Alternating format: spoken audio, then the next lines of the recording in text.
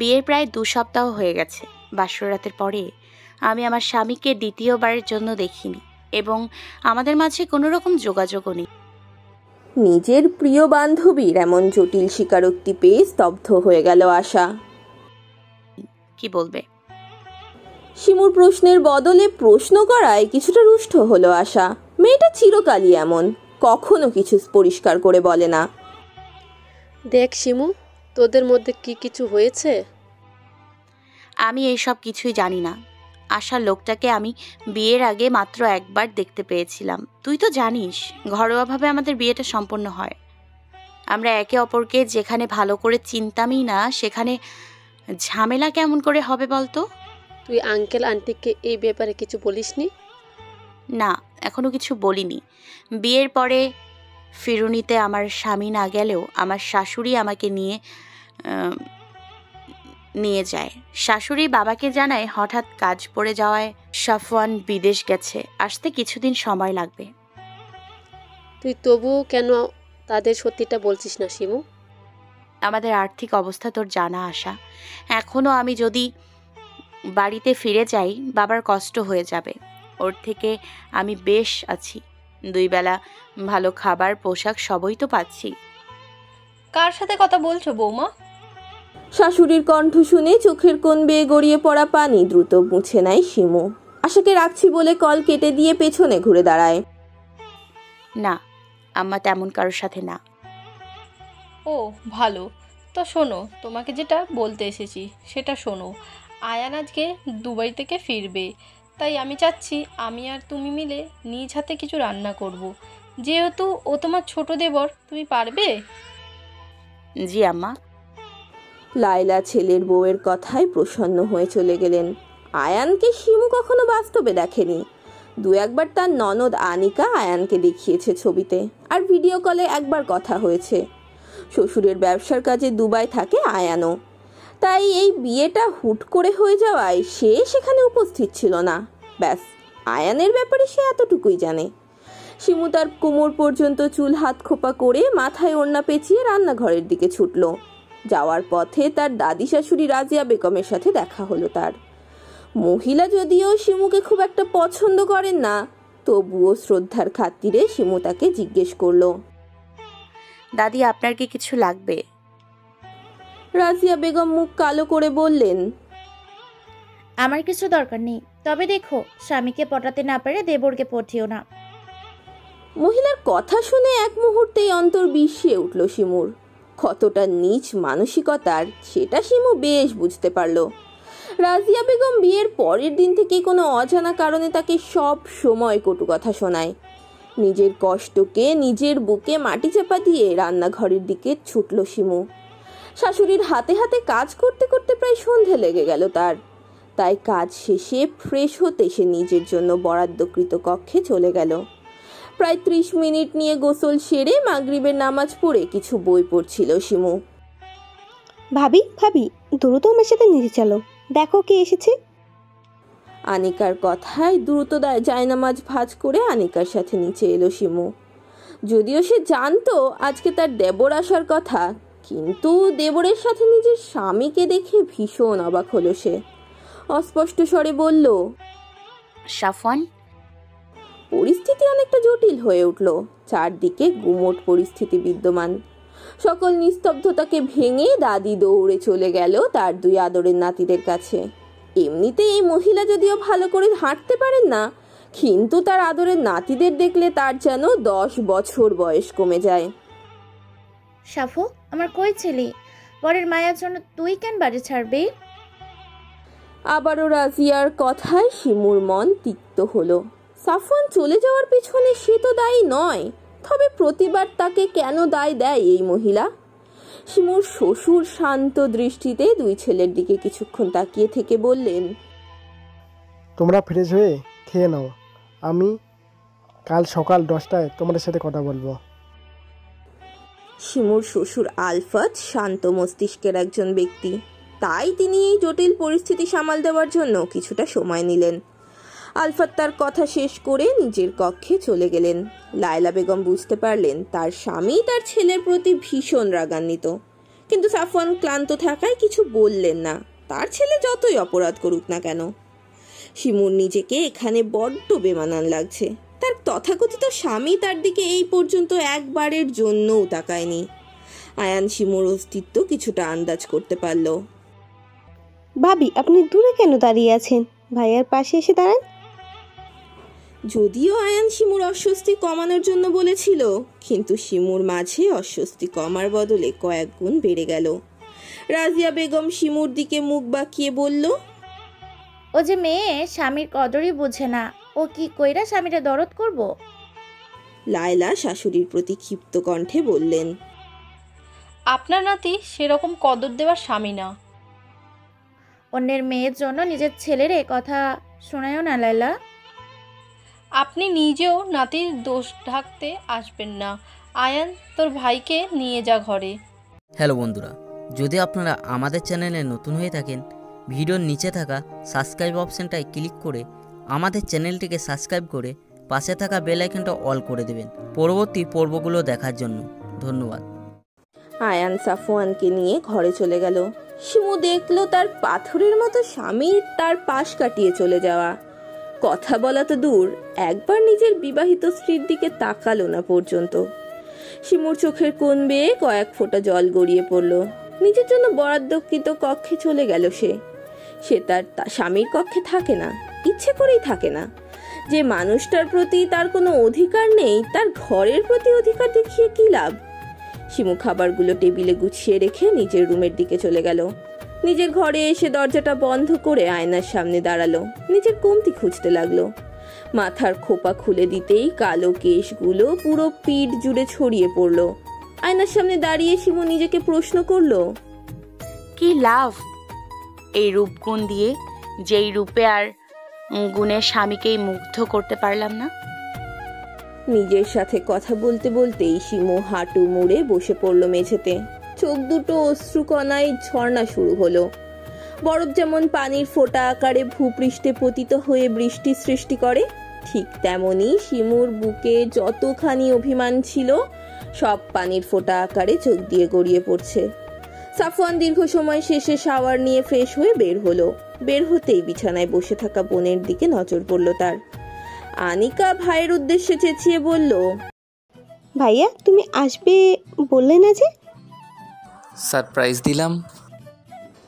নিজের কথা শেষ করে টাওয়াল দিয়ে চুল মুছতে শুরু করলো সাফওয়ান। আনিকা কিছুক্ষণ গালে হাত দিয়ে আবার ভাইয়ের উদ্দেশ্যে বলল, কাকে ভাইয়া?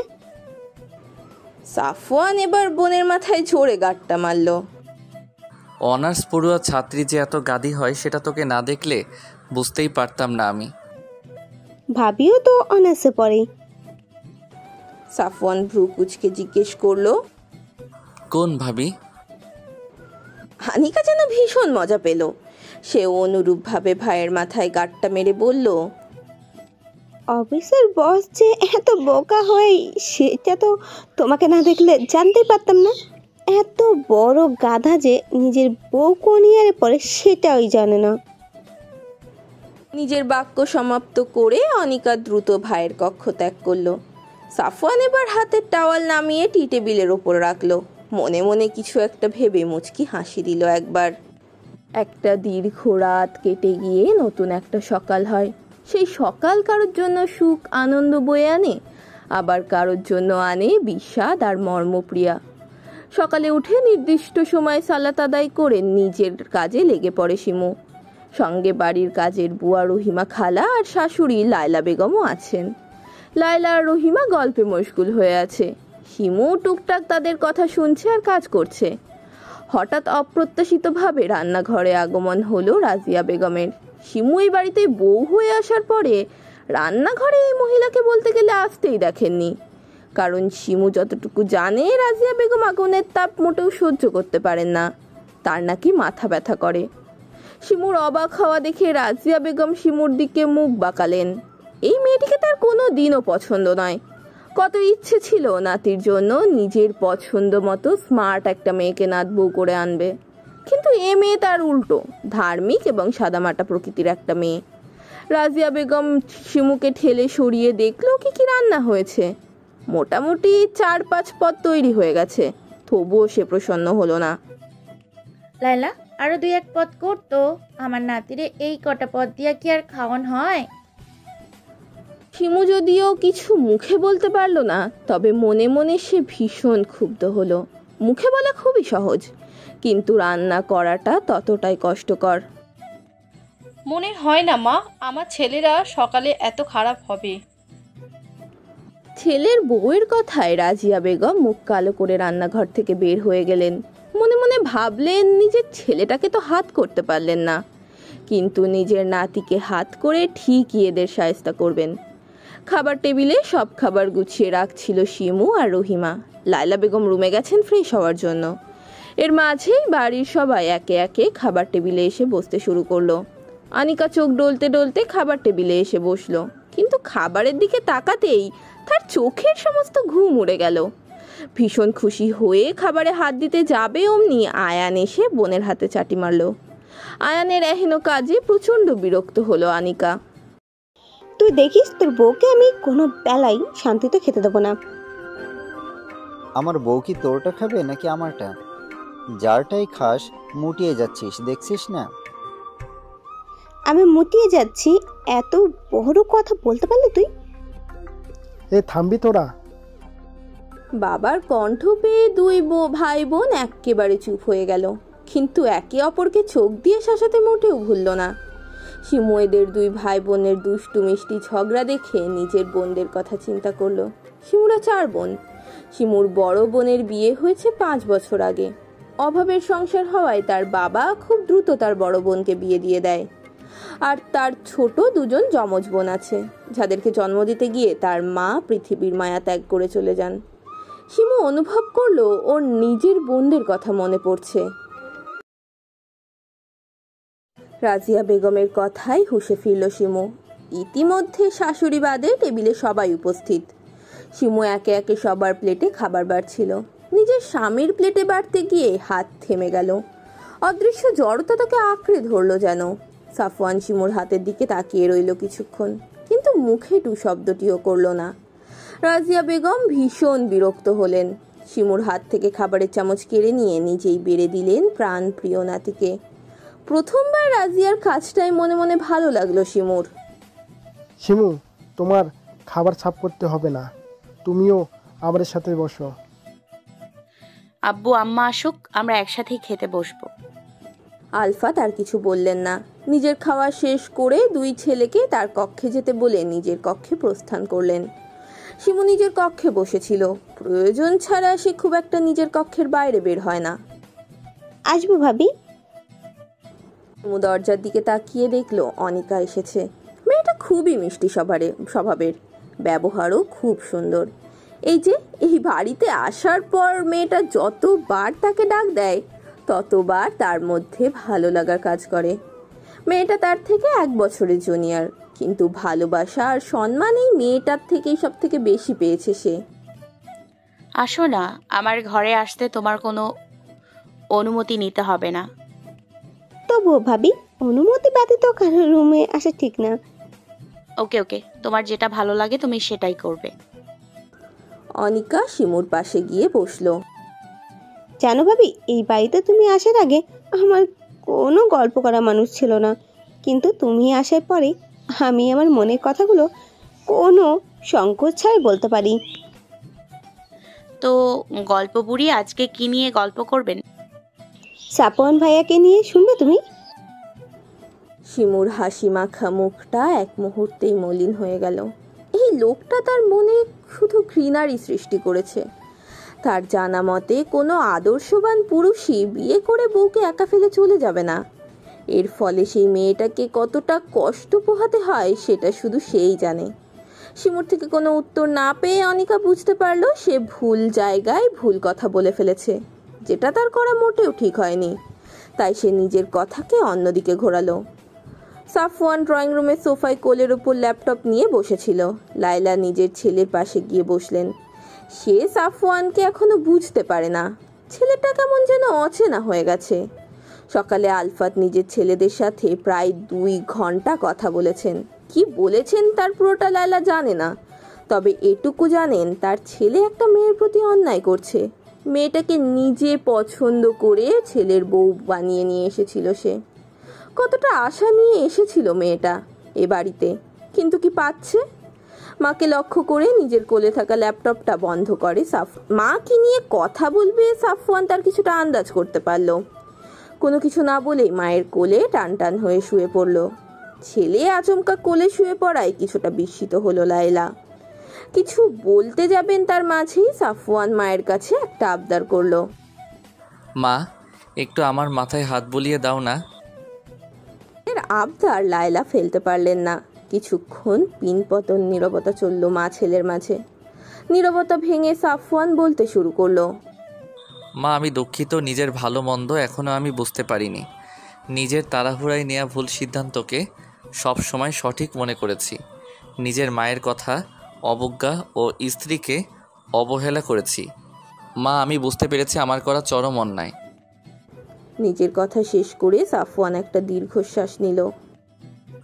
মা, তুমি বলতে না আয়ানের বিবেক বুদ্ধি কম, কিন্তু জানো মা, আয়ান খুবই বুদ্ধিমান একটা ছেলে। ও না বোঝালে আমি আমার চরম বোকামিটা করে যেতাম। মা, আমি তোমাকে কথা দিচ্ছি, এর পরের থেকে আমি আর কোনো বোকামি করব না, প্রমিস। দেরি করে হলেও যে ছেলে সঠিকটা বুঝতে পেরেছে তার জন্য লায়লা বেগম প্রচণ্ড খুশি হলেন। আমারও কিছুটা ভুল আছে, আমারও উচিত হয়নি তোমাকে বিয়ের জন্য ফোর্স করা, কিন্তু আমিও নিরুপায়। নিজের ছেলের ভালোর জন্য আমি স্বার্থপর হয়েছিলাম। বাবা, অতীত সবারই থাকে, কারোর ভালো কারোর আবার খারাপ। আমি চাই তুমি তোমার ওই পুরনো জরাজীর্ণ জীবনকে পিছনে ফেলে বর্তমান জীবনকে সুন্দর করে তোলো। ভাইয়া, এইটা কিন্তু ঠিক না। তুমি বউয়ের কোলও দখল করবে, আবার মায়ের কোলও দখল করবে, আর আমি এগুলো তাকিয়ে তাকিয়ে দেখবো। আমার নয় বউয়ের আদরের বয়স হয়নি, কিন্তু মায়ের আদরের তো বয়স আছে, তাই নয় কি? আয়ানের কথা শুনে সাফওয়ান মায়ের কোল থেকে উঠে আয়ানের কান ধরল। তোর এই ঠোঁট কাটা স্বভাব কবে যাবে বলতো? বউ এনে দিলেই চলে যাবে। কি বললি? না মানে আর করব না, সরি। 2 ছেলের কাণ্ড দেখে লায়লা উচ্চস্বরে হেসে দিলেন। কে বলবে এরা বড় হয়ে গেছে? জীবন বড্ড ভয়ঙ্কর, নাটকের চেয়েও নাটকীয়, ভাবনার চেয়েও অভাবনীয়। সময়ের পরিক্রমায় কালো ছায়ায় মোড়া, কিছুটা আশা আর কিছুটা ভ্রম। জীবনের সংজ্ঞা কোনো ব্যক্তি নির্দিষ্টভাবে দিতে পারবে না, কারণ এটি অসমান্তরাল পথের বাঁকের মতো। তাই জীবনের সমীকরণকে সহজ ভাবাটা বড্ড অন্যায়। রাতের আকাশ জুড়ে তারারা মিটিমিটি করে আলো জ্বলছে আর অপরূপ সৌন্দর্য ছড়াচ্ছে পুরো পৃথিবী জুড়ে। ছাদে দাঁড়িয়ে থাকা এক তরুণী নিজের ছোট্ট জীবনের জটিল সব সমীকরণ মেলাতে ব্যস্ত, কিন্তু বেলা শেষে সে হতাশ। রাতের শীতল পরিবেশ অনুভব করার জন্য সাফওয়ান আর আয়ান ছাদে এসেছিল। হঠাৎ তাদের দুজনের চোখ পড়ল সাদা ওড়না মাথায় মোড়ানো এক নারী অবয়বের দিকে। আয়ানকে হতে পারে বুঝতে পেরে নিঃশব্দে ছাদ থেকে প্রস্থান করলো। ভাইয়ের উপস্থিত বুদ্ধি দেখে সাফওয়ান মনে মনে বেশ খুশি হয়। এবার পূর্ণ দৃষ্টি দেয় সামনে থাকা নারী অবয়বের দিকে। সেই নারী নিজের ভাবনা নিয়ে এতই বেশি বিভোর যে ছাদে সে ব্যতীত অন্য কেউ উপস্থিত আছে সে সম্পর্কে তার কোনো ধারণাই নেই। সাফওয়ান তার অর্ধাঙ্গিনীর দিকে কিছুক্ষণ তাকিয়ে রইল, অতঃপর মনের সব সংকোচ ভুলে প্রশ্ন করল, এত রাতে ছাদে একা কি করছেন?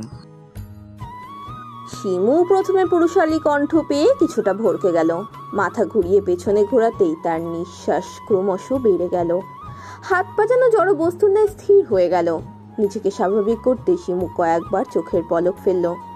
কিছুটা স্বাভাবিক হতেই সাফওয়ানকে নিজের দিকে এগিয়ে আসতে দেখে শিমুর মনে হলো তার বুকের মধ্যে কে যেন ঢাক ঢোল বাজাচ্ছে। সাফওয়ান শিমুর অস্বস্তি কিছুটা বুঝতে পারল, তবুও সে নির্বিকার হয়ে নিজের অর্ধাঙ্গিনীর সামনে এসে দাঁড়ালো। শিমুর নিজেকে কেমন শূন্য শূন্য মনে হচ্ছে সে এখনই ঢলে পড়বে। সে তো এতটা দুর্বল নয়, আর তার এরকম অস্বাভাবিক হবার কারণই বা কি? কিন্তু নিজেকে প্রশ্ন করে শিমু কোনো উত্তর পেল না। তবুও প্রাণপণ দিয়ে চেষ্টা করলো নিজেকে স্বাভাবিক রাখার। সাফওয়ান মুখ আরো কিছুটা সামনে নিয়ে আসলো। শিমুর ছোট ছোট চুলগুলো বারবার মুখে এসে পড়লো। সাফওয়ান সন্তর্পণে চুলগুলো কানের পিঠে গুজে দিল। সাফওয়ানের মুখ জুড়ে একরাশ মুগ্ধতা ছড়িয়ে পড়েছে। এই মায়া, তুই এত রাতে ছাদে কেন আইসস? দাদির কর্কশ কণ্ঠ পেয়ে পেয়ে সাফওয়ান শিমুর থেকে দূরে সরে দাঁড়ালো।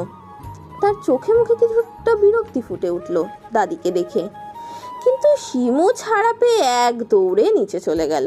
রাজিয়া বেগম বিরক্ত হলেন। ভাগ্যিস সে সময় মতো এসেছিল, না হলে যে কি হতো কে জানে। সাফো দেখলে কেমন মাইয়া? সাফওয়ান কিছু না বলে দাদিকে পাশ কাটিয়ে চলে গেল। তার দাদির প্রতি প্রচন্ড রাগ লাগছে। শিমু নিজের কক্ষে এসে সঙ্গে সঙ্গে দরজা আটকে দিল। তার কেমন যেন অজানা সব অনুভূতি হচ্ছে, কিন্তু তার তো রেগে যাওয়া উচিত ছিল। নিজের করা কাজে হতভম্ব হয়ে গেল সে নিজেই। কতদিন সে চিন্তা করেছে লোকটাকে সামনে পেলে নিজের সকল কষ্ট ছেড়ে দেবে, কতগুলো কড়া কথা বলে দেবে। কই, সে তো পারল না। নিজের প্রতি ভীষণ রাগ লাগছে এবার শিমুর। আসবো শিমু? শিমু বিছানা গোছাচ্ছিল, হঠাৎ শাশুড়ির শব্দ পেয়ে শাশুড়ির দিকে ঘুরল সে। এত সকালবেলা শাশুড়ির নিজের কামরায় দেখে একটু অবাক হলো। জি আম্মা, আসুন। লায়লা বেগম এসে খাটের পাশে রাখা আরামকে দাঁড়ায় বসলেন। শিমু, তুমি তো অনেকদিন হলো বাড়ি থেকে এসেছো, প্রায় 1.5 মাস হলো। আমি চাচ্ছিলাম তুমি কিছুদিনের জন্য তোমার বাবার বাড়ি থেকে ঘুরে এসো। শিমু এখনো এমন কথা যদিও আশা করেনি তার শাশুড়ির থেকে, কিন্তু তার চিত্ত আনন্দিত হলো। কতগুলো দিন পর নিজ বাড়িতে যেতে পারবে ভেবে ভেতরে ভেতরে খুশির ঢেউ শুরু হলো তার, কিন্তু শিমু সেটা প্রকাশ করলো না। আচ্ছা, তুমি বিকেলে তৈরি থেকো, সাফওয়ান তোমাকে নিয়ে যাবে। সাফওয়ানের সাথে যাবে ভাবতেই শিমুর শরীর শিউরে উঠল, কিন্তু শাশুড়িকে কিছু বলল না সে। সম্মতি সূচক অর্থে মাথা নাড়ালো। শায়লা বেগম নিজের কাঙ্ক্ষিত উত্তর পেয়ে খুশি হলেন। শাশুড়ি চলে যেতেই শিমু নিজের সাথে হিসেব নিকেশ করতে বসলো। অনেক ভেবে চিনতে পেল সাফওয়ান তো তার সাথে যাবে ঠিকই, কিন্তু সে আবার পুনরায় চলেও আসবে তাকে রেখে। কারণ এত বড় লোকের ছেলে তার মতো গরিব বাড়িতে গিয়ে থাকতে পারবে না। শহরের সমান পিচ ঢালা রাস্তা পেরিয়ে গাড়িটা গ্রামের মাটির রাস্তা ধরেছে। সাফওয়ান ড্রাইভিং সিটে বসে ড্রাইভ করছে, আর শিমু গাড়ির জানলা দিয়ে গ্রামের দৃশ্য অবলোকন করছে। দুজনের মাঝে মধ্যে প্রগাঢ় নিস্তব্ধতা। মাঝে মধ্যে সাফওয়ান লুকিং গ্লাসে 2-1 পেছনে তাকাচ্ছে, আবার ড্রাইভিং করায় মনোযোগ দিচ্ছে, কিন্তু দুজনের কেউই নীরবতা ভেঙে কোনো কথা বলছে না। এরকম পিনপতন নীরবতা আরো কিছুক্ষণ চলল। অবশেষে সাফওয়ান শিমুকে জিজ্ঞেস করলো, আপনার গ্রামটা কিন্তু অনেক সুন্দর। শিমু শুধু মুখ দিয়ে উচ্চারণ করলো। আচ্ছা, আপনি কি কথা বলতে পারেন না? শিমু এবার সাফওয়ানের দিকে ভ্রু কুঁচকে তাকালো। সাফওয়ান কি হেসে বলল, আসলে আপনি তখন থেকে চুপচাপ বসে আছেন, তাই বললাম। শিমু এখনো কোনো উত্তর দিল না। এক রাশ বিরক্তি নিয়ে অন্যদিকে মুখ ফিরিয়ে রাখলো। সাফওয়ান একটু হতাশ হলো, বুঝতে পারলো এ মেয়ে এত সহজে গলবে না। দুজনের মধ্যে আবারও নিস্তব্ধতা নেমে এলো। গাড়ি ছুটলো আবারও নিজ গন্তব্যে। গাড়ি এসে থামলো একেবারে শিমুদের বাসার ওপর। গাড়ির শব্দ পেয়ে শিমুর 2 বোন ফিহা আর রিহা দৌড়ে এলো। অপ্রত্যাশিত ভাবে বোনকে দেখতে পেয়ে তারা একটু অবাক হলো। পরক্ষণেই তাদের হুঁশ আসতেই জোরে চিৎকার দিল তারা। ছোট মেয়েদের চিৎকার শুনে মজিদ বাড়ির পেছনের ক্ষেত থেকে দৌড়ে এলেন। তার শরীরে কাদামাটি মাখামাখি। মেয়ে ও মেয়ে জামাইকে দেখে তিনি ভীষণ খুশি হলেন। দ্রুত এগিয়ে গিয়ে মেয়ে জামাইয়ের হাত থেকে জিনিসগুলো নিজের হাতে নিলেন। ফিহা আর রিহা বোনকে গিয়ে জড়িয়ে ধরলো। সাফওয়ানকে ঘরে নিয়ে কেদারা পেতে বসতে দিলেন মজিদ। মুহূর্তে তিনি অস্থির হয়ে গেলেন। কি করবেন না করবেন এই ভেবে সাফওয়ান শ্বশুরকে এত অস্থির হতে নিষেধ করলো। আব্বু, আপনি অস্থির হবেন না, আমি তো এই বাড়িরও ছেলে, তাই নয় কি? মেয়ে জামাইয়ের কথা শুনে মজিদ কিছুটা শান্ত হলেন। ফিহা রিহা 2 বোনেই শিমুর পাশে দাঁড়িয়ে আছে। সাফওয়ান তাদেরকে কাছে ডাকলো। তারা নিজেদের কাপড়ের দিকে তাকিয়ে আর সাফওয়ানের দিকে এগোয় না, এই ভয়ে যদি তাদের দু বোনের কাপড়ে থাকা ময়লা ওর শরীরে লেগে যায়।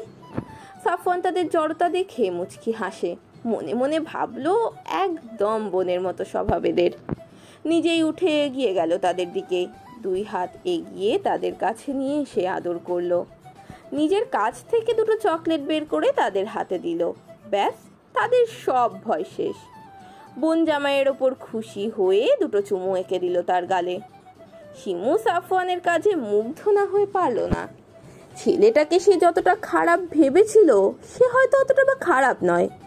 রাজিয়া বেগম রাগে ক্ষোভে চোখ মুখ লাল করে বসে আছেন। তিনি ভাবতেও পারছেন না তার নাতি ওই মেয়েটার সাথে ওর গ্রামের বাড়িতে আছে। দাদি কেমন মুখ ফুলিয়ে বসে থাকতে দেখে আয়ান দাদির পাশে গিয়ে বসলো। আয়ান এতটুকু বুঝতে পারছে দাদি কোন কারণে ভীষণ রাগান্বিত। আয়ান দাদির পানের বাটা বের করে দাদিকে 1 টুকরো পান বানিয়ে দিল দাদির হাতে। ওহ সুন্দরী আমার, নাও পানটা খেয়ে নাও। তোর পান তুই খা, আমি খাবো না। দাদি বুঝছো কিন্তু। দাদি আয়ানের হাত থেকে পান কেড়ে নিয়ে চিবোতে শুরু করলেন। যদিও বা পান খাবার স্বভাব তার ততটা নেই, কিন্তু রাগ উঠলে সে পান খায় রাগ কমানোর জন্য। রাজিয়া বেগম মনে মনে ভাবলেন এমন করে যদি শিমুকে দাঁতের গোড়ায় তিনি পিষতে পারতেন তবে তার আত্মার শান্তি হতো। শিমুদের বাড়ি থেকে কিছুটা সামনে এগোলেই কালীগঙ্গা নদী। নদী থেকে সূর্যাস্তের এক অপরূপ সৌন্দর্য বহন করে। সাফওয়ান মুগ্ধ দৃষ্টিতে কিছুক্ষণ সেই সৌন্দর্য দেখল। ফিহা আর রিহা 2 বোন দুলাভাইয়ের হাত ধরে তারাও উপভোগ করছে। সাফওয়ানের মনে হলো শহরের থেকে গ্রাম অনেক সুন্দর। তাদের গ্রামে আসাই হয় না বলতে গেলে। সেই ছোটবেলায় আসতো মায়ের সাথে।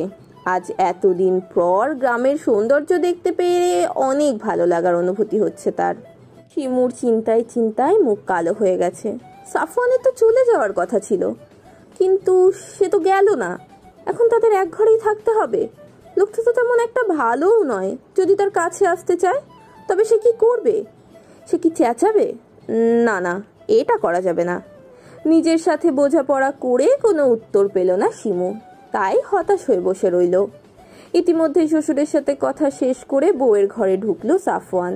ভিতরে এসেই নজর পড়ল এক ভাবুক রমণীর দিকে। সে সর্বদাই নিজের ভাবনায় ডুবে থাকে। ভাগ্যিস মা তাকে এই বাড়িতে আসার বুদ্ধিটা দিল, তা না হলে বউয়ের এত কাছাকাছি আসাই হতো না তার। সাফওয়ান গলা খাকারি দিল। সাফওয়ানের শব্দ পেয়ে শিমু শটান ভাবে দাঁড়িয়ে গেল। সাফওয়ান শিমুর কাণ্ড দেখে মুচকি মুচকি হাসছে। শিমু সেটা খেয়াল করে আরো অস্বস্তিতে পড়ে গেল। মনে মনে সিদ্ধান্ত নিল কাছে আসতে চাইলেই কড়া করে কিছু কথা শুনিয়ে দেবে। আপনি কি কিছু নিয়ে চিন্তিত?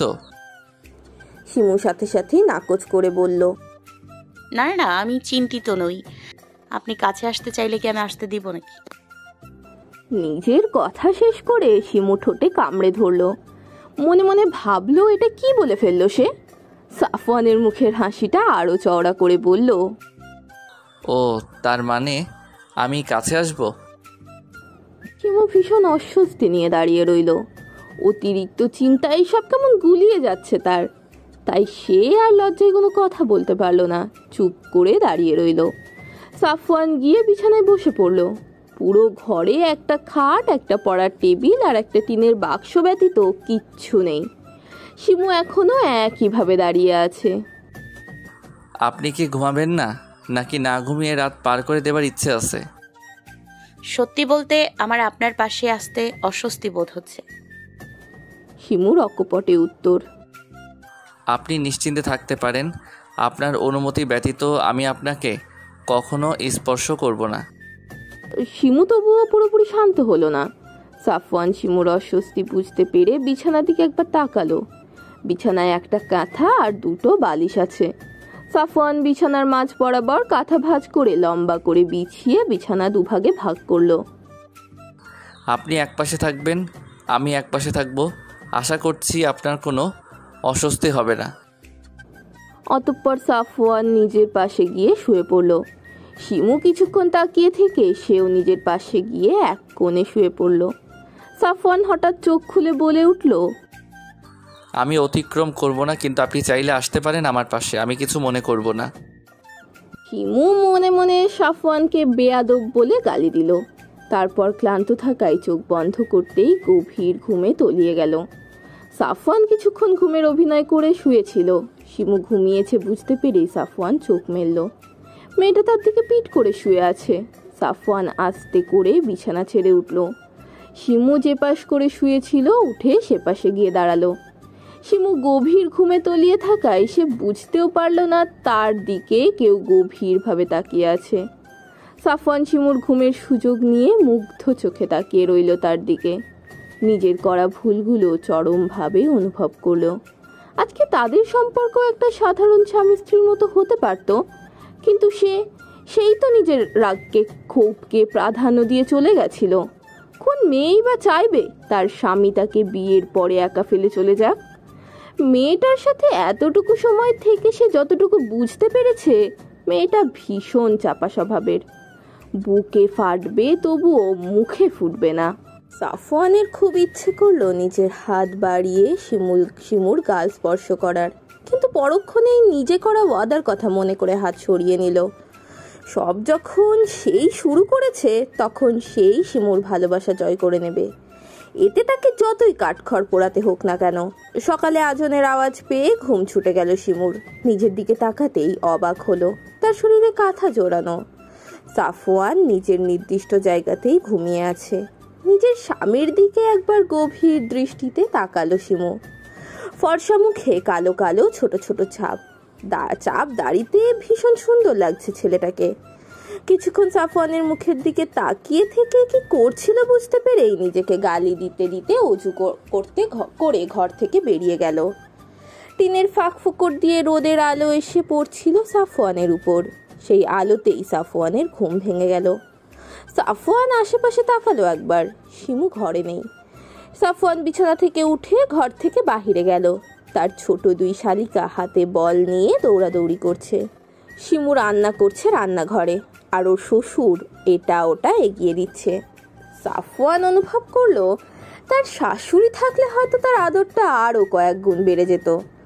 সাফওয়ান শালিকাদের কাছে যেতেই ফিহা আর রিহা সাফওয়ানের কাছে বল খেলতে আবদার করলো। সাফওয়ান তাদের অনুরোধ ফেলতে পারলো না। তাদের সাথে খেলতে খেলতে বলটা একটু ঝোপের আড়ালে চলে গেল। ফিহা রিহা আনতে যেতে চাইলে সাফওয়ান তাদের রেখে নিজেই বল আনতে গেল।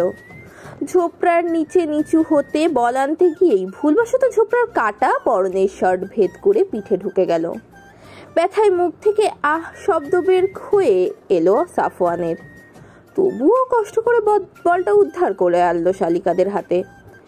রিহা রক্ত দেখে ভয় পেয়ে চিৎকার করে উঠল, দুলা ভাই, রক্ত!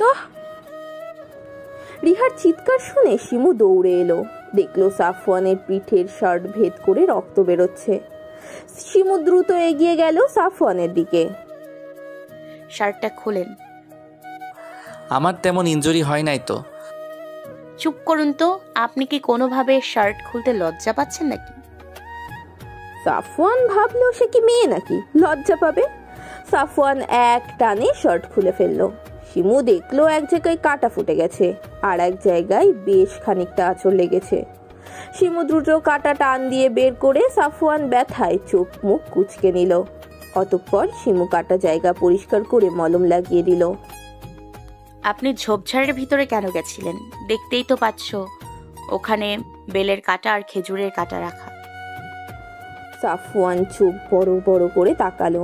বেলের কাটা আর খেজুরের কাটা ভয়াবহতার কথা শুনেছে সে, আজকে প্রত্যক্ষদর্শীও হলো। শিমু এবার সাফওয়ানের উন্মুক্ত বুকের দিকে নজর গেল।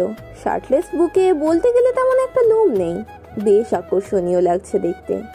শিমু অন্যদিকে ঘুরে ঢোক গিলল, মনে মনে বলল, লোকটা কি জিম করে নাকি? সাফওয়ান শিমুর মুখ ঘুরিয়ে নেওয়া দেখে মনে মনে হাসলো। ভাবলো, বউ যদি এত আদর করে মেডিসিন লাগিয়ে দেয় তবে একটু একটু ব্যথাতে কিছুই হয় না। ফিহা আর রিহা অসহায়ের মতো বোন জামাইয়ের দিকে তাকিয়ে আছে, এই ভেবে যে তাদের কারণে দুলাভাইকে আজ এত কষ্ট পোহাতে হচ্ছে। মানুষ সামাজিক জীব, মানুষ একাকী জীবন যাপন করতে পারে না, তাই জন্যই গড়ে ওঠে পরিবার। পরিবারের মানুষগুলো একে অপরের সাথে গভীর বন্ধনে আবদ্ধ থাকে, কিন্তু সেই বাঁধন ছেদ করে মেয়েদের চলে যেতে হয় শ্বশুরবাড়ি। এক মুহূর্তেই পর হয়ে যায় নিজের পরিবার, আর শুরু হয় অন্য পরিবারের সাথে মানিয়ে চলা। এই জটিল সময়টাতে প্রত্যেকটা মেয়ের সাথে তার স্বামীর ভালোবাসাটা থাকা অত্যন্ত প্রয়োজনীয়। গাড়িতে চুপ করে মন খারাপ করে বসে আছে শিমু। ভেবেছিল এতদিন পর বাপের বাড়িতে এসেছে কিছুদিন থাকতে পারবে, কিন্তু আফসোস সেটা আর হলো না।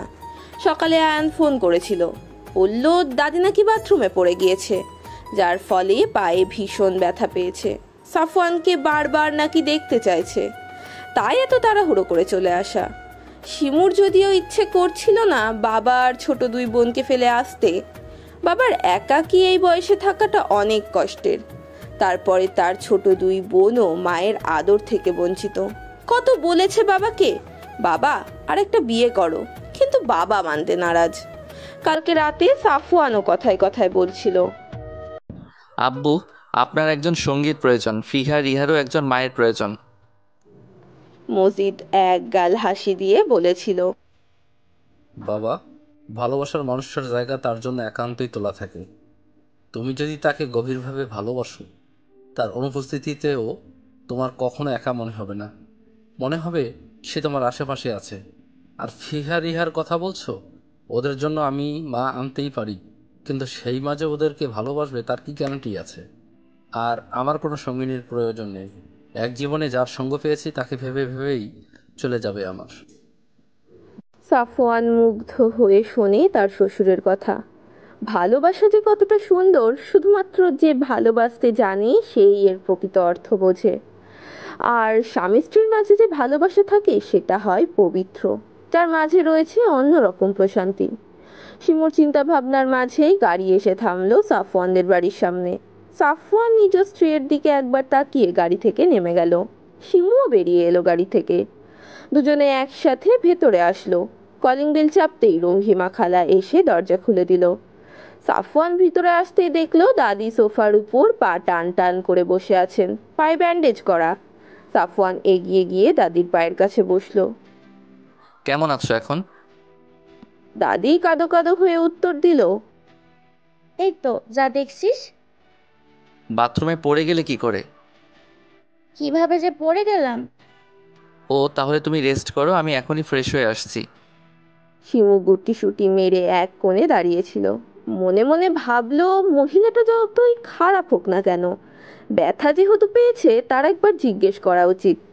শিমু কাছে গিয়ে দাদি বলে ডাক দিল একবার। রাজিয়া বেগম অন্যদিকে মুখ ঘুরিয়ে নিলেন, যেন সব কিছুর জন্য শিমু দায়ী। শিমু কিছুটা অপমানিত বোধ করলো। আর কিছু না বলে নিজের ঘরের দিকে ফ্রেশ হতে যাবে, অমনি শাশুড়ি কোথা থেকে যেন ছুটে আসলো। সিমু, ওইদিকে কই যাচ্ছ? জি আম্মা, ফ্রেশ হতে যাচ্ছি। ওইদিকে না, তুমি সাফনের ঘরে যাও, আমি তোমার সব কিছু ওই ঘরে রেখে এসেছি। কিন্তু আম্মা, আমি আশা রাখছি তুমি আমার ওপরে কোনো কথা বলবে না। দাদি মুখ বাঁকিয়ে ব্যঙ্গ করে বলল, ঠিক খেতা। লায়লা বেগম তার কথায় কোনো পাত্তা দিলেন না। শিমু গুটি গুটি পায়ে সিঁড়ি ডিঙিয়ে সাফওয়ানের কক্ষের সামনে গেল। দরজা খোলাই আছে, তবুও শিমু দরজায় খটখট আওয়াজ করলো। সাফওয়ান ভিতর থেকে আওয়াজ দিয়ে বলল, ভেতরে আসো। শিমু জানে এটা তাকে উদ্দেশ্য করে বলা হয়নি, তবুও সে ভেতরে গেল। সাফওয়ান বাথরুমে আছে, সেখান থেকেই পানির শব্দ আসছে। শিমু পুরো ঘরে চোখ বোলালো। অতঃপর তার নজর পড়ল ঘরের এক কোণে রাখা লাগেজগুলোর দিকে, যেখানে লায়লা তার পোশাক ও জিনিসপত্র রেখে গেছে। গুটি গুটি পায়ে সে সেদিকে এগোলো। লাগেজ খুলে একটা হালকা গোলাপি রঙের থ্রি পিস বের করলো। এর মাঝেই দরজা খোলার শব্দ এলো। শিমু দ্রুত পেছনে ঘুরিয়ে দেখে সাফওয়ান দাঁড়িয়ে আছে, তার দিকে হা করে তাকিয়ে আছে।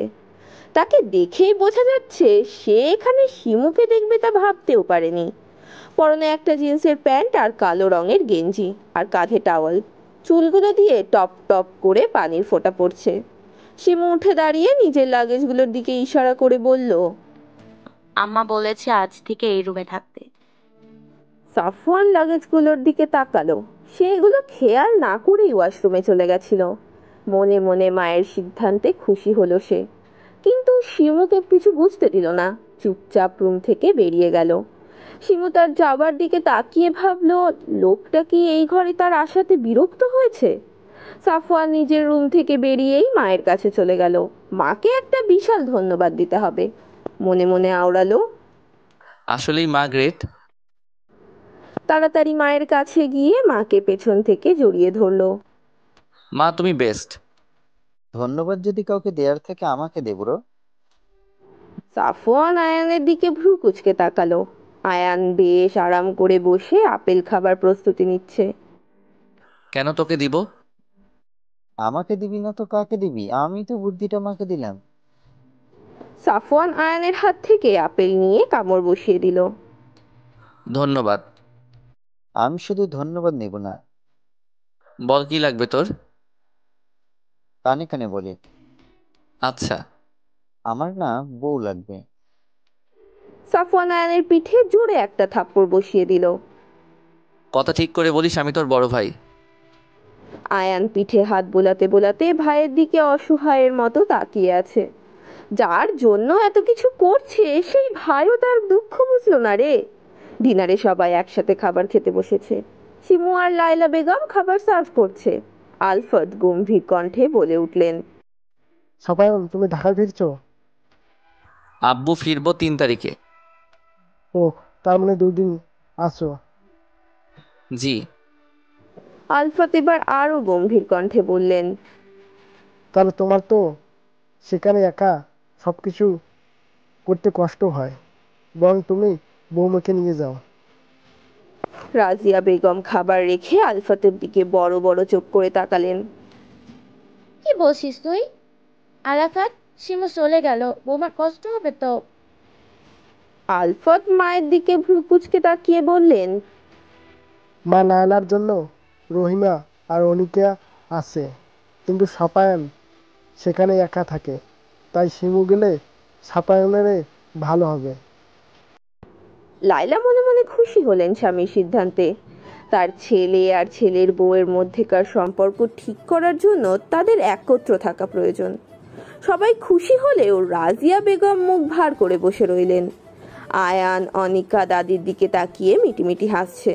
অনিকা আয়ানের কানে কানে বলল, ভাইয়া ভালো হয়েছে, কিন্তু বুড়ি বেশ শিক্ষা হয়েছে। আয়ান দাদির দিকে তাকিয়ে বলে উঠল, দাদি খাচ্ছ না কেন? আয়ানের কথা শুনে দাদির ভাতের লোকমা গালে নিয়ে চিবুতে শুরু করলো। আবারও ছেলের বউয়ের কাছে হেরে গেলেন তিনি। ছেলে নাতি কাউকে তার নিজের বশের করা হলো না। এইসবের মাঝে শিমুর চোখ ছলছল করে দাঁড়িয়ে রইল। সবাই তাকে নিয়ে সিদ্ধান্ত নিল, কিন্তু তার কাছ থেকে জিজ্ঞেস করার প্রয়োজন বোধটুকু করলো না। সাফওয়ান খেতে খেতে শিমুর দিকে তাকালো। শিমুর অবস্থা থেকে বুঝতে পারলো শিমু তার সাথে যেতে চাইছে না। শিমু সকল কাজ শেষ করে সাফওয়ানের রুমে নক করলো। সাফওয়ানের সাথে তার কথা বলা প্রয়োজন। সাফওয়ান ভিতরে আসতে বলায় সে ভেতরে ঢুকলো, কিন্তু রুমের ভেতরে ঢুকে ভীষণ অবাক হলো সে। সাফওয়ান নিজের পোশাকগুলো আলমারির একপাশে রেখে দিচ্ছে। কৌতূহল নিয়ে শিমু জিজ্ঞেস করলো, আপনি আমার জিনিসগুলো একপাশে রাখছেন কেন? সাফওয়ান কোনো প্রতিক্রিয়া না করে এবার শিমুর লাগেজগুলো ধরতে যাবে, অমনি শিমু দৌড়ে গিয়ে সাফওয়ানের হাত সরিয়ে দিল। সাফওয়ান ভ্রু কুঁচকে তাকিয়ে বলল, কি হলো, হাত সরালেন কেন? আপনি আমার লাগেজ ধরছেন কেন? সাফওয়ান শিমুর থেকে লাগেজ নিয়ে বলল, পোশাক গুছিয়ে রাখবো। সহজ সাবলীল উত্তর দিয়ে সাফওয়ান লাগেজ নিয়ে যায়। শিমু আবার দৌড়ে গিয়ে আটকায়। আপনাকে রাখতে হবে না। কেন? কারণ আমার পোশাক আমিই রাখবো। আমি রাখলে কি সমস্যা বলুন তো? শিমু ভীষণ বিরক্ত হলো, রাগ দেখিয়ে বলল, আপনি বুঝতে পারছেন না একটা মেয়ের লাগেজে তার কত প্রয়োজনীয় জিনিস থাকে। সাফওয়ান এবার বুঝতে পারলো, তবুও বউকে রাগানোর জন্য বলল, না, আমি কিভাবে বুঝবো? আমি কি মেয়ে নাকি? আপনি বলুন, আমি সব বুঝে নিচ্ছি। শিমু রাগে চোখ মুখ লাল করে লাগেজের ওপর থেকে সাফওয়ানের হাত সরিয়ে দিয়ে বলে, আমার পোশাক আমি গোছাবো। যদি আরেকবার হাত বাড়ান তো হাত পা ভেঙে কাঁধে ঝুলিয়ে দিব। সাফওয়ান এই প্রথম বউকে এত রাগ করতে দেখে আর কথা বলতে দেখে না, অবাকই হলো। কিন্তু শিমু তার সাথে ধীরে ধীরে স্বাভাবিক হচ্ছে বুঝতে পেরে মনে মনে বেশ খুশি হলো। অনিকা নিজের পড়ার টেবিলে বসে স্কেচ করছিল, দুটো চোখের। দরজা খোলাই ছিল। আয়ান চুপি চুপি পায়ে পেছনে এসে বোনকে বলল, কি করছিস পাকনি? আকস্মাক শব্দ পেয়ে অনিকার হাত থেকে স্কেচবুকটা নিচে পড়ে যায়। অনিকা দ্রুত স্কেচবুকটা ভুলতে যাবে অমনি আয়ান বুকটা নিজের হাতে তুলে নেয়। হাত দিয়ে নাড়িয়ে নাড়িয়ে দেখে বলে, কি বলতো, প্রেমপত্র লিখছিস নাকি? তুমি দাও তো খাতাটা। স্কেচবুকে কি কেউ প্রেমপত্র লিখতে পারে নাকি? পারে পারে, মানুষ চাইলে সবই পারে। আয়ান খাতাটা খুলতে যাবে অমনি দ্রুত অনিকা খাতা কেড়ে নিতে যায়। কিন্তু আয়ান খাতা দেয় না। বোনের থেকে লম্বা হওয়ায় বোনকে এক বাহুর চিপায় আটকে রাখে। অতঃপর খাতার পৃষ্ঠা উল্টাতে থাকে। উল্টাতে উল্টাতে এক পৃষ্ঠায় গিয়ে চোখ আটকে যায়। একজোড়া চোখ, চেনা চেনা লাগছে কিন্তু চিনতে পারছে না। অনিকা কোনো রকমে আয়ানের কাছে থেকে ছুটে হাত থেকে খাতাটা কেড়ে নেয়। ভাইয়া, তুমি যে এমন করে আমাকে জ্বালাও, দোয়া করি তোমার বউ তোমাকে জ্বালিয়ে পুড়িয়ে খাক করে দিক। তা যাই করুক, একটা বউ হলেই চলবে আমার।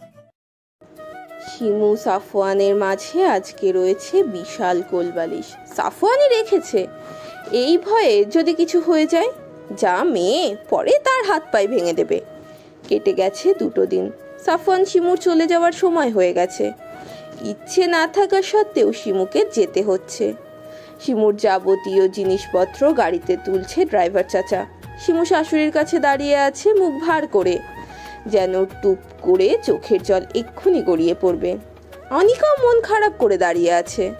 তার ইচ্ছে করছে না ভাবিকে যেতে দিতে, কিন্তু ভাই ভাবির মাঝে যে যোজন যোজন দূরত্ব, কমাতে হলে তাদের একত্রে থাকাটা খুবই প্রয়োজনীয়। আয়ান সাফওয়ানের সাথে দুষ্টুমিতে ব্যস্ত। অবশেষে সকলকে বিদায় দিয়ে সাফওয়ান আর শিমু গাড়িতে বসলো। দাদি তাদের যাবার দেখেও কিছু বলল না, শুধু মুখে অন্ধকার নামিয়ে বসে রইল। শিমুর চোখ এবার বাদ ভেঙে গেল, চোখ দিয়ে ফোঁটা ফোঁটা পানি পড়ছে, আর ও হাতের সাহায্যে তা মুছে ফেলছে। সাফওয়ান নিজের রুমাল এগিয়ে দিল। শিমু সাফওয়ানের থেকে রুমালটা নিয়ে চোখ পরিষ্কার করলো। মুহূর্তের মাঝেই শিমুর চোখ মুখ লাল হয়ে গেল। প্রায় 3 ঘন্টার রাস্তা। 8 ঘন্টা মতো কান্না করেই ঘুমিয়ে গেল শিমু। সাফওয়ান সন্তর্পণে শিমুর মাথাটা সাফওয়ানের কাঁধে রাখলো। মনে মনে ভাবলো, এই মেয়ের কত রূপ দেখবে সে। কখনো রুদ্রাণী, কখনো কান্নাবতী, আবার কখনো বা শান্ত গভীর নদীর মতো গভীর। এই মেয়ের প্রেমে পড়ার মতো হাজার কারণ আছে তার কাছে, তাই সে একটাও কারণ মিস করবে না। সবগুলো কারণ দেখে তার প্রেম পুকুরে হাবুডুবু খাবে। সাফওয়ানের মনে একটা ইচ্ছে বারবার উকি ঝুঁকি দিচ্ছে। মন চাচ্ছে একবার মেয়েটার গালে নিজের ঠোঁট স্পর্শ করাতে, কিন্তু মস্তিষ্ক বলছে না, এটা করলে তার ওয়াদা ভঙ্গ হবে। মন মস্তিষ্কের সাথে লড়াই করে সে মস্তিষ্ককেই জিতিয়ে দিল। গভীরভাবে তাকিয়ে রইল নিজ স্ত্রীর দিকে। নেই চোখের প্রণয়। যদি শিমু দেখতো তবে সাফওয়ানকে নির্বিঘ্নে আপন করে নিত। লায়লা বেগম রান্নাঘরে রহিমা খালার সাথে রান্না করছিল। হঠাৎ কলিং বেলের শব্দ হলো। তিনি দ্রুত গিয়ে দরজা খুলে দিতেই দেখলেন আমান আর তার পরিবার দাঁড়িয়ে আছে। এই সন্ধেবেলায় তাদের আসার কারণ বুঝতে পারলেন না তিনি, তবুও ভদ্রতার খাতিরে ভেতরে আসতে বললেন। আমান সম্পর্কে আয়ানের বন্ধু, সে মাঝে মাঝে এই বাড়িতে আসে, কিন্তু বাবা মাকে নিয়ে আসার কারণটা অস্পষ্ট তার কাছে। তাই তিনি তাদের হালকা নাস্তা দিয়ে ওপরে আয়ানকে ডাকতে চলে যান। অনিকার মন খারাপ দেখে আয়ান এটা সেটা বলে বোনকে খুশি করার চেষ্টা করছে। লায়লা অনিকার রুমে আয়ানকে দেখে বললেন, আয়ান, তোমার বন্ধু এসেছে। আয়ান বিস্ময় নিয়ে বলল, এই সন্ধ্যাবেলায়? হ্যাঁ, আমার এসেছে পরিবার নিয়ে। আমানের নাম শুনে অনিকার হার্টবিট ফাস্ট হয়ে গেল। অস্পষ্ট স্বরে বলল, আমান পরিবার নিয়ে চলে এসেছে? আয়ানের বন্ধুর হঠাৎ পরিবার নিয়ে আগমনের কারণটা বোধগম্য হলো না। দ্রুত নিচে গিয়ে আমানকে বলল, দোস্ত তুই এই সন্ধ্যাবেলা? আমানের শীতল কণ্ঠে উত্তর দিয়ে আশেপাশে চোখ বুলিয়ে আনিকাকে খুঁজল। না, কোথাও নেই। মেয়েটা তাকে পুড়িয়ে পুড়িয়ে শেষ করে দেওয়ার প্ল্যানিং করেছে নাকি? আলফাত এসে আমানের বাবা সিরাজের পাশে গিয়ে বসলেন। ভাই, এই অসময়ে আপনারা এখানে কোথাও যাচ্ছিলেন বুঝি? না ভাই, এখানেই এলাম। আলফাতের ভ্রু কুঁচকে গেল। ভদ্রতা সুলভ মুখে হাসি ফুটিয়ে বলল, হঠাৎ এই পথে কি মনে করে? এখন রোজই আসতে হবে, সম্পর্ক দৃঢ় করতেই এসেছি। আলফাত বিচক্ষণ মানুষ। সিরাজের কথার মানে খুবই দ্রুত বুঝতে পারলেন তিনি। আমানের দিকে একবার গভীরভাবে তাকালেন। আমান বারবার অনিকার রুমের দিকে তাকাচ্ছে। যা বোঝার তিনি বেশ বুঝে গেছেন। বাবা মায়ের একমাত্র ছেলে আমান। আমান ছেলে হিসেবে ভালোই, বর্তমানে সে একজন হার্ট সার্জন। সিরাজও নামকরা ব্যবসায়ী। সব মিলিয়ে তিনি অমত করার সুযোগ পেলেন না। তাই মুখে এক গাল হাসি ফুটিয়ে বললেন, নানামাকে ডাকো আর মিষ্টি নিয়ে আসো। সিরাজও খুশি হলেন। যদিও আমার ডায়াবেটিস আছে, তবে আজকের জন্য মিষ্টি খেলে কিছুই হবে না। আমানের মা কামিনী বেগম স্বামীর দিকে চোখ গরম করে তাকালেন। বউয়ের চোখ গরম দেখে সিরাজ মুখ ছোট করে বললেন, অল্প করেই খাবো। সিরাজের কথা শুনে উপস্থিত সবাই হেসে দিলেন। আয়ান বন্ধুর চোখের দিকে গভীরভাবে তাকিয়ে মনে মনে আওড়ালো, আমার বোনের সাথে শালা তুই এত কিছু করলি, আমি জানলাম না। আলফাত সাহেব লায়লাকে বলল, লায়লা, তুমি একটু অনিকাকে নিয়ে আসছো তো। আনিকার নাম শুনে আমানের চিত্ত পুলকিত হলো। আয়ান চুপচাপ বসে আমানের কাণ্ড কারখানা দেখছে। কলেজ জীবনের একটা কথা মনে পড়ে গেল তার। তখন আয়ান আর আমান সবে ইন্টার ফার্স্ট ইয়ারে পড়ে। আমানকে যেই মেয়েই পছন্দ করে না কেন, আয়ান তাকে ঠিক পটিয়ে নিত। এমনকি শায়লা নামের একটা মেয়েকে আমানের অনেক ভালো লেগেছিল। বন্ধুকে সে এই ব্যাপারে জানালে আয়ান সেই মেয়েকে নিজ দায়িত্বে নিজের প্রেমিকা বানিয়ে নেয়। তাই আমান সেদিন আয়ানকে রাগ করে বলেছিল, আমি এমন কাউরে গপ বানাবো দেখিস, তুই লাইন মারা তো দূরে থাক, আমার সাথে তাকে দেখেই লজ্জা পাবি। আমান সত্যিই সেটা করেছে। তার নিজের বোনকেই প্রেমিক হয়ে দেখিয়েছে। আয়ানের আকাশ পাতাল চিন্তার মাঝেই ড্রয়িং রুমে লায়লা অনিকাকে নিয়ে আসলো। অনিকা আমানের দিকে চোখ তুলেও তাকাচ্ছে না, কিন্তু আমান চাতক পাখির মতো তাকিয়ে আছে তার প্রণয় কুমারীর দিকে, যাকে এবার সে চিরতরে নিজের করে নেবার জন্য এসেছে। আর তার প্রণয় কুমারীর অভিমান দেখিয়ে দূরে যেতে পারবে না। অনিকাকে একদম আনানের মুখোমুখি বসানো হলো। অনিকা ভাবতেই পারছে না ছেলেটা নিজের কথাকে এত তাড়াতাড়ি সত্যি করে দেবে।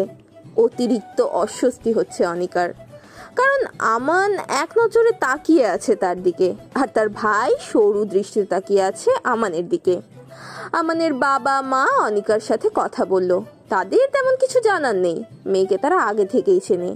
ছেলের জেদের কাছে হার মেনেই এই রাত্রিবেলা তারা মেয়েকে দেখতে এসেছে। রাজিয়া বেগম চা মুখে দিতে দিতে বললেন, আমার মনে হয় আমান আর অনিকার কিছুক্ষণ একা কথা বলা দেওয়ার প্রয়োজন। রাজিয়া বেগমের কথাই সবাই সম্মতি দিলেন। আমান যেন এই কথারই অপেক্ষায় ছিল। অনিকা উঠতেই সেও অনিকার পেছন পেছন হাঁটা শুরু করলো। অনিকার রুমের ভেতর আসার সাথে সাথেই আমান দরজা আটকে দিল। অনিকার যেন নিঃশ্বাস আটকে গেল। এমন অবস্থা তপুও কাপা কাপা গলায় বলল, দরজা কেন আটকাচ্ছ? আমান অনিকার কথায় পাত্তা না দিয়ে অনিকার মুখোমুখি এসে দাঁড়ালো। অনিকার পুরো শরীর কাঁপুনি ধরে গেল। মান শান্ত কণ্ঠে বলল, অনিকা ঘামতে শুরু করলো। ছেলেটার জেদ সম্পর্কে অবগত সে, কিন্তু একদিনের মধ্যে যে বিয়ের প্রস্তাব এনে হাজির হবে সেটা কল্পনাতেও আসেনি ওর। অবশ্য আমান একবার বলেছিল রাগ করে ছেলে চলে যেতে চাইলে ডিরেক্ট বাড়িতে বিয়ের প্রস্তাব নিয়ে আসবে, আর ও সেটাই করেছে। আমান এগিয়ে এসে অনিকার কপালে চুমু এঁকে দিল। আমার বউ হওয়ার জন্য প্রস্তুত হও। আমি প্রেমিক হিসেবে ভীষণ সভ্য ভদ্র, কিন্তু আমি জামাই হিসেবে কিন্তু ততটাই অসভ্য অভদ্র হব। নিজের কথা শেষ করে আমান ড্রয়িং রুমে চলে গেল, আর অনিকা সেখানেই মূর্তির মতো দাঁড়িয়ে রইল। কিছুক্ষণ সময় গড়ালো, তারপর অনিকা ধীর পায়ে হেঁটে গিয়ে এসে সবার সাথে বসলো। তার একটিবারের জন্য ভুলেও আমানের দিকে তাকালো না। ঘুম ভাঙতেই নিজেকে বিছানায় আবিষ্কার করলো শিমু।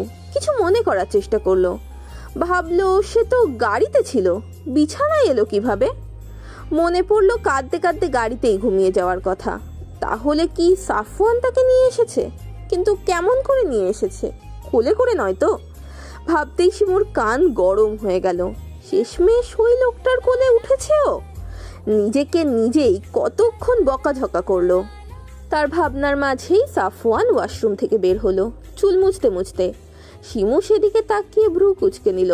মনে মনে ভাবলো, এত বড় দামড়া ছেলে একটা মেয়ের সামনে কিভাবে 3/4 প্যান্টের স্যান্ডো গেঞ্জি পরে দাঁড়িয়ে থাকতে পারে? এর কি লজ্জা করে না নাকি? সাফওয়ান শিমুর দিকে তাকিয়ে অমায়িক হাসি দিল। শিমুর যেন সেই হাসিতে গা জ্বলে গেল। সাফওয়ান ড্রেসিং টেবিলের সামনে গিয়ে চুলে চিরুনি চালাতে চালাতে বলল। শিমু সাফওয়ানের কথার উত্তর দেওয়ার প্রয়োজন বোধ করলো না। চুপচাপ নিজের পোশাক নিয়ে ওয়াশরুমে চলে গেল। সাফওয়ান শিমুর যাওয়ার দিকে তাকিয়ে মনে মনে বলল, ঘুম থেকে উঠেই ঝাঁজ লমঙ্গ ঝাঁজ দেখানো শুরু করে দিয়েছে। আমানের পরিবার একটু আগেই চলে গেছে। অনিকা বসে বসে দাঁত কামড়াচ্ছে। আলফাত বিয়ে সম্পর্কে তেমন কিছু জানায়নি। আমানের পরিবারকে শুধু বলেছে, দেখেন ভাই, হুট করেই তো বিয়ের মতো এত বড় কাজ সম্পূর্ণ করা যায় না, তার জন্য সময় প্রয়োজন। আর ছেলে মেয়েদেরও আর একটু নিজেদের জানা বোঝার প্রয়োজন।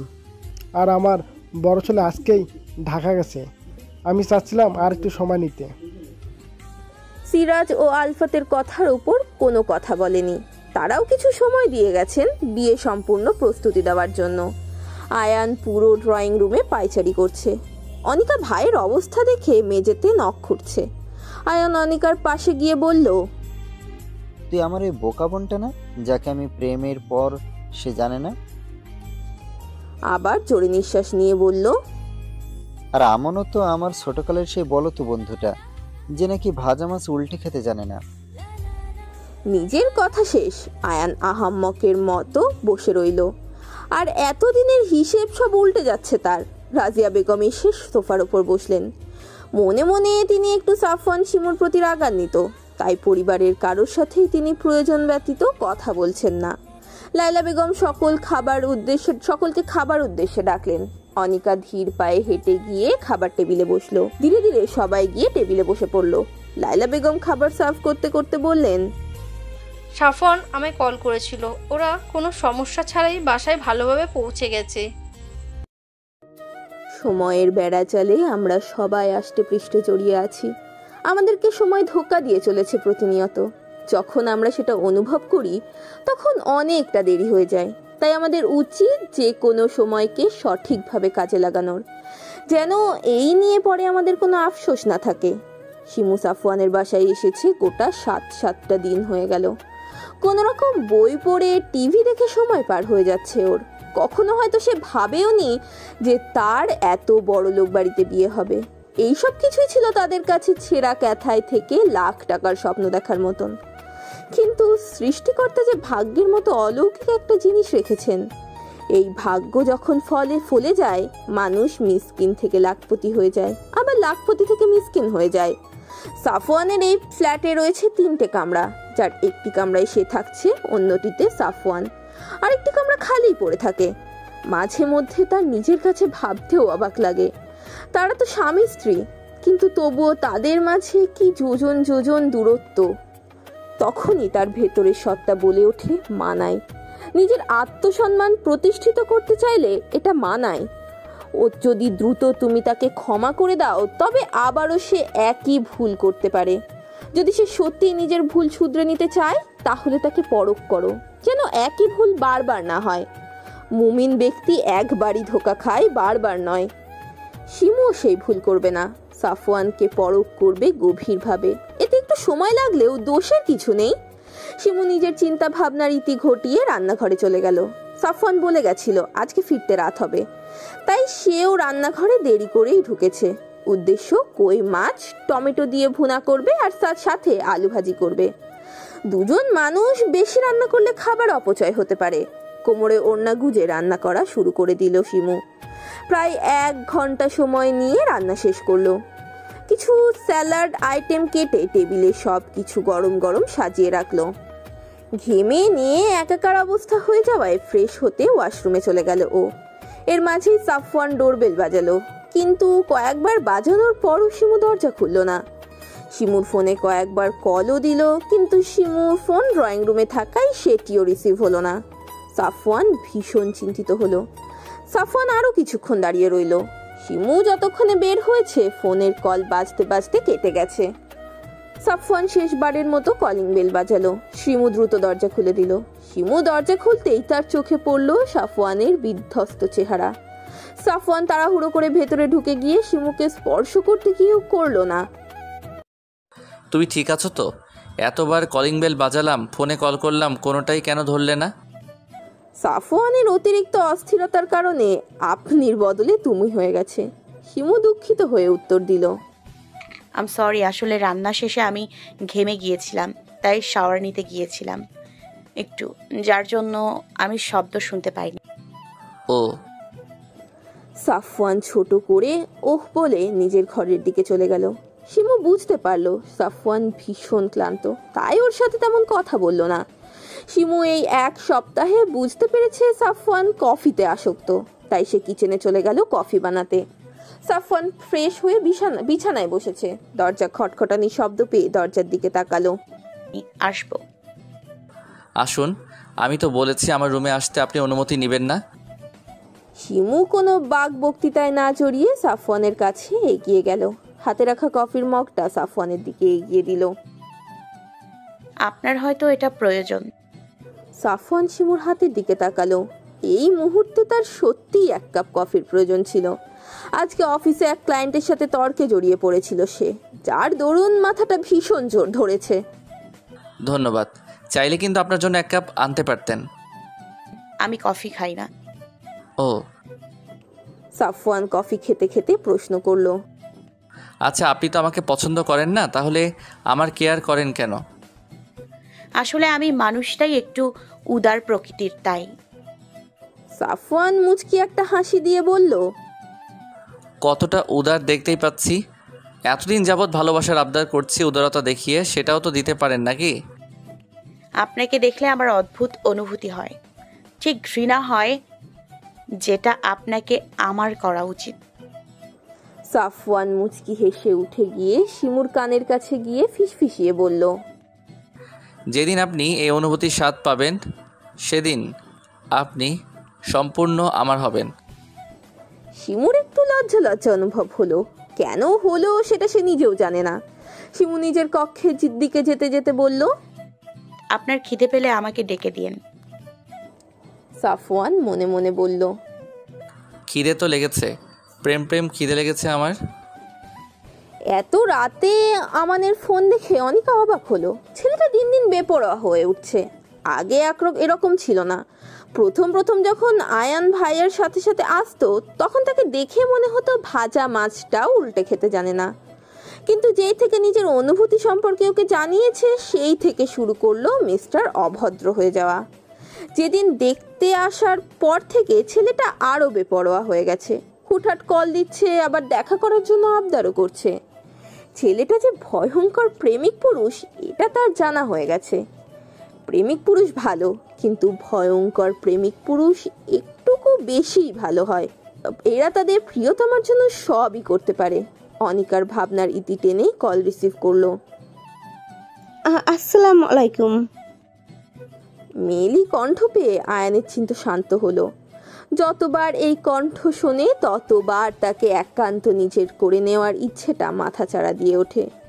নিজেকে শান্ত করে নিজেই নিজেকে আশ্বাস দেয়, আর অল্প কিছুদিন, তারপর তো একান্তই তোর। যাকে ছাড়ানোর ভয় তোকে কুড়ে কুড়ে খাবে না। দাদি রহিমাকে দিয়ে পাটে পাচ্ছে। কালকে রাতে সে এক ভয়ঙ্কর স্বপ্ন দেখেছে। সাফওয়ান আর শিমু বাড়িতে এসেছে। এসেই পায়ের ওপর পা তুলে তাকে দিয়ে সব কাজ করাচ্ছে। নাতি ছেলের বউ তার পাশে না থাকায় শিমু সে কিছুই করতে পারছে না। এই দুঃস্বপ্ন দেখার পর থেকে রাজিয়া বেগমের আত্মা যেন শুকিয়ে আছে, শরীরও কেমন ম্যাচ ম্যাচ করছে। আয়ান দাদির ঘরের কাছ দিয়ে যাচ্ছিল। দাদিকে এত রাতে জাগতে দেখে দাদির ঘরে প্রবেশ করলো। গিয়েও দেখলো রহিমা খালা পা টিপছে আর ঘুমে ঢুলছে, কিন্তু বুড়ির চোখে ঘুম নেই। আয়ান রহিমা খালাকে চলে যেতে বলে নিজেই দাদির পা টিপে দিতে শুরু করলো।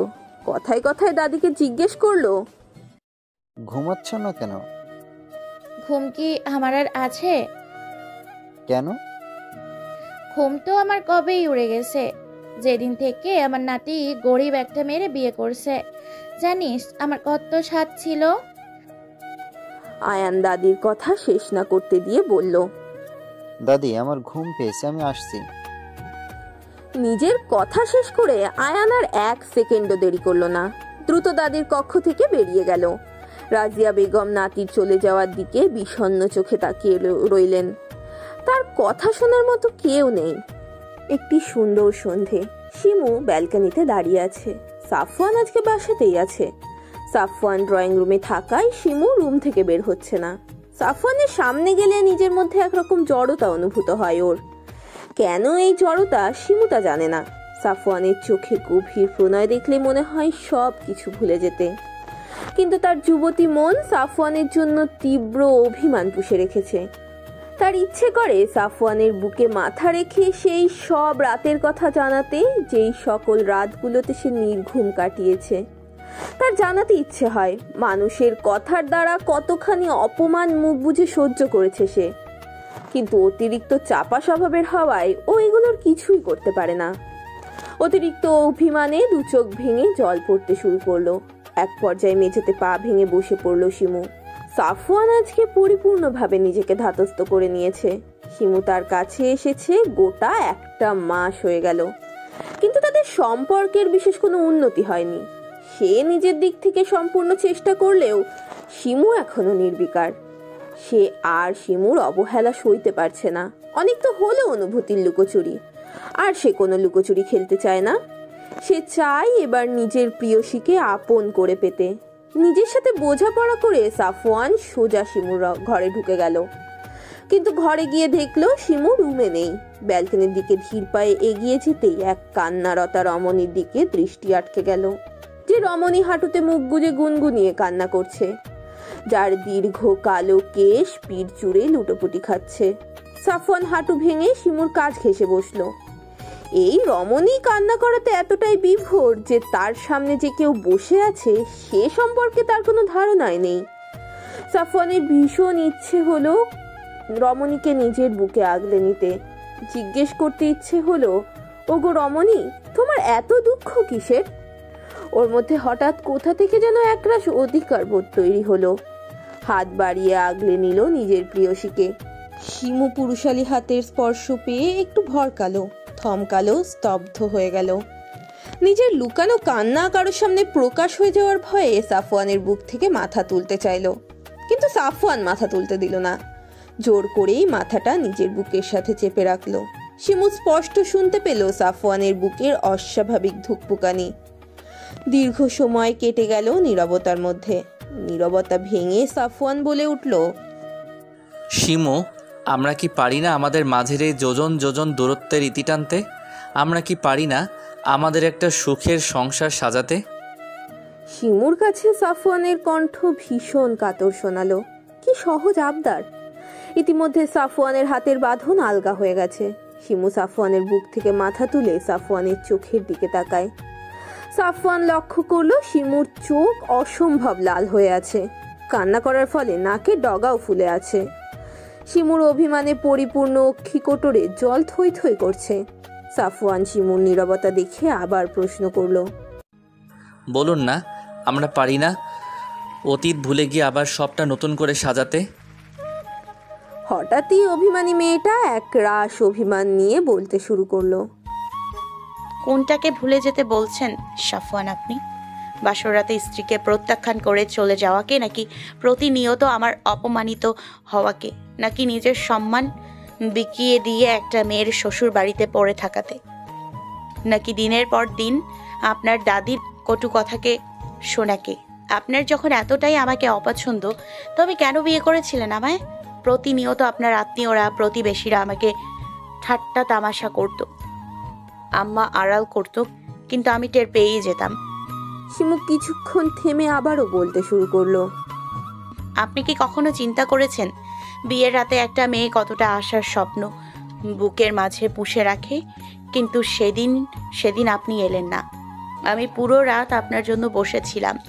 সকালবেলা আপনার দাদি এসে বলল আমি নাকি অপয়া, কলঙ্কিনী, তাই তার নাতি আমাকে ফেলে চলে গেছে। আপনার দাদি প্রতিনিয়ত আপনার চলে যাওয়ার জন্য আমাকে দায়ী করত। বিয়ের পরে বাবা কতবার আপনার সাথে কথা বলতে চেয়েছে, কিন্তু আমি বাবাকে মিথ্যে বলেছি।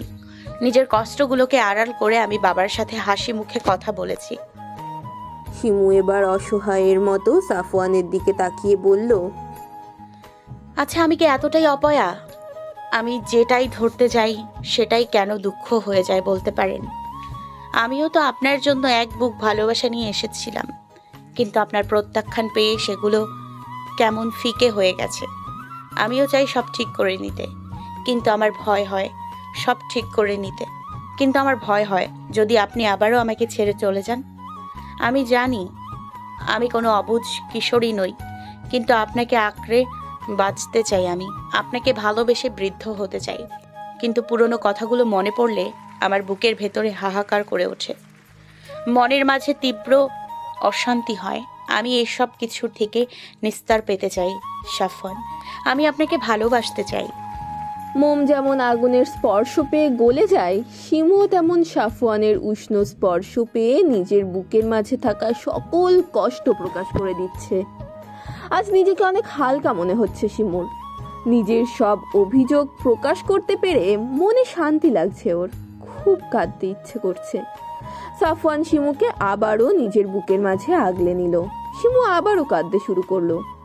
এই কান্না যেন দীর্ঘকালের অভিমানের পাহাড় ধসে পড়ার কান্না। সাফওয়ান শিমুর সমস্ত অভিযোগ মন দিয়ে শুনছে। নিজের করা ভুলের জন্য সে সত্যি ভীষণ অনুতপ্ত।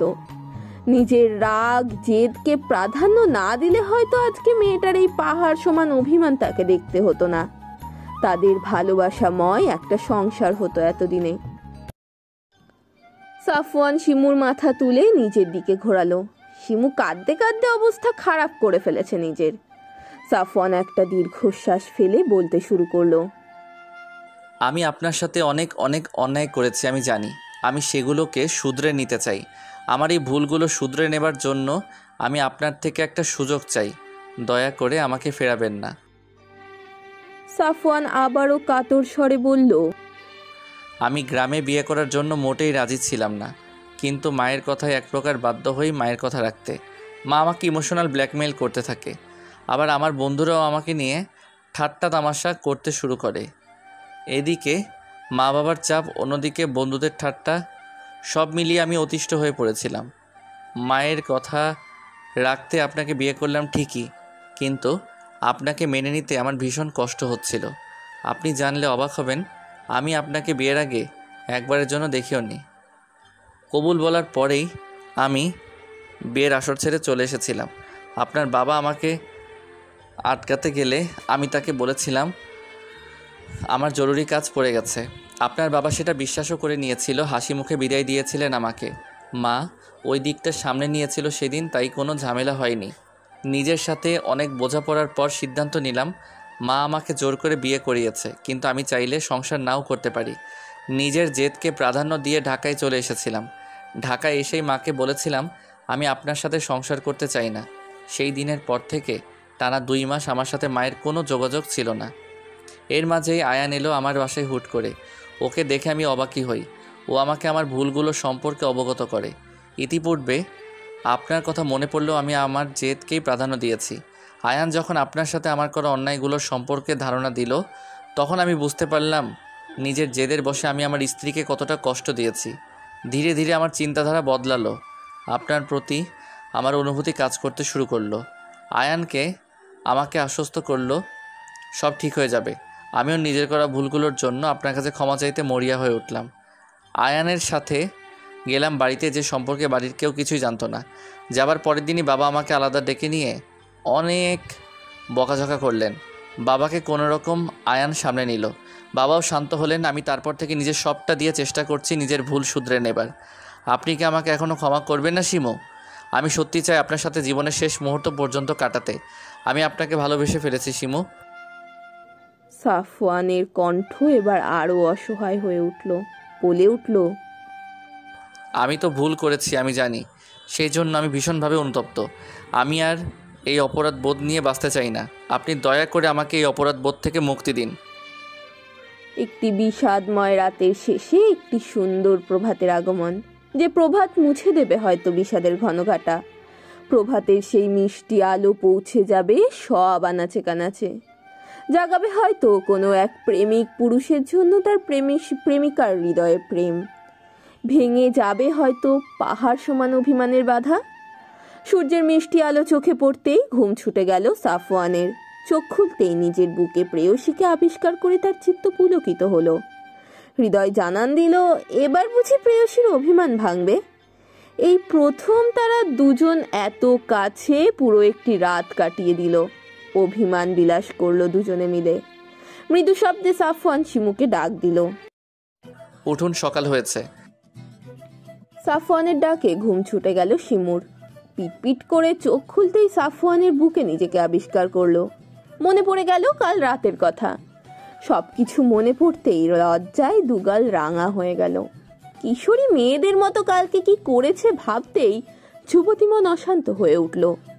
লজ্জায় মাটির বুকে নিজেকে আড়াল করতে চাইল মন। দ্রুত সাফওয়ানের বুক থেকে মাথা সরিয়ে নিয়ে উঠে দাঁড়ালো। এভাবে সারা রাত বেকায়দায় কাটানোর জন্য শরীরে কিছুটা ব্যথা অনুভব হলো। সাফওয়ান শিমুর সামনে উঠে দাঁড়ালো। তারপরে শিমুর দিকে একটু নিচু হয়ে শিমুর কপালে নিজের ওষ্ঠ স্পর্শ করলো। শিমুর সর্বশরীর কাঁপুনি দিয়ে উঠল যেন।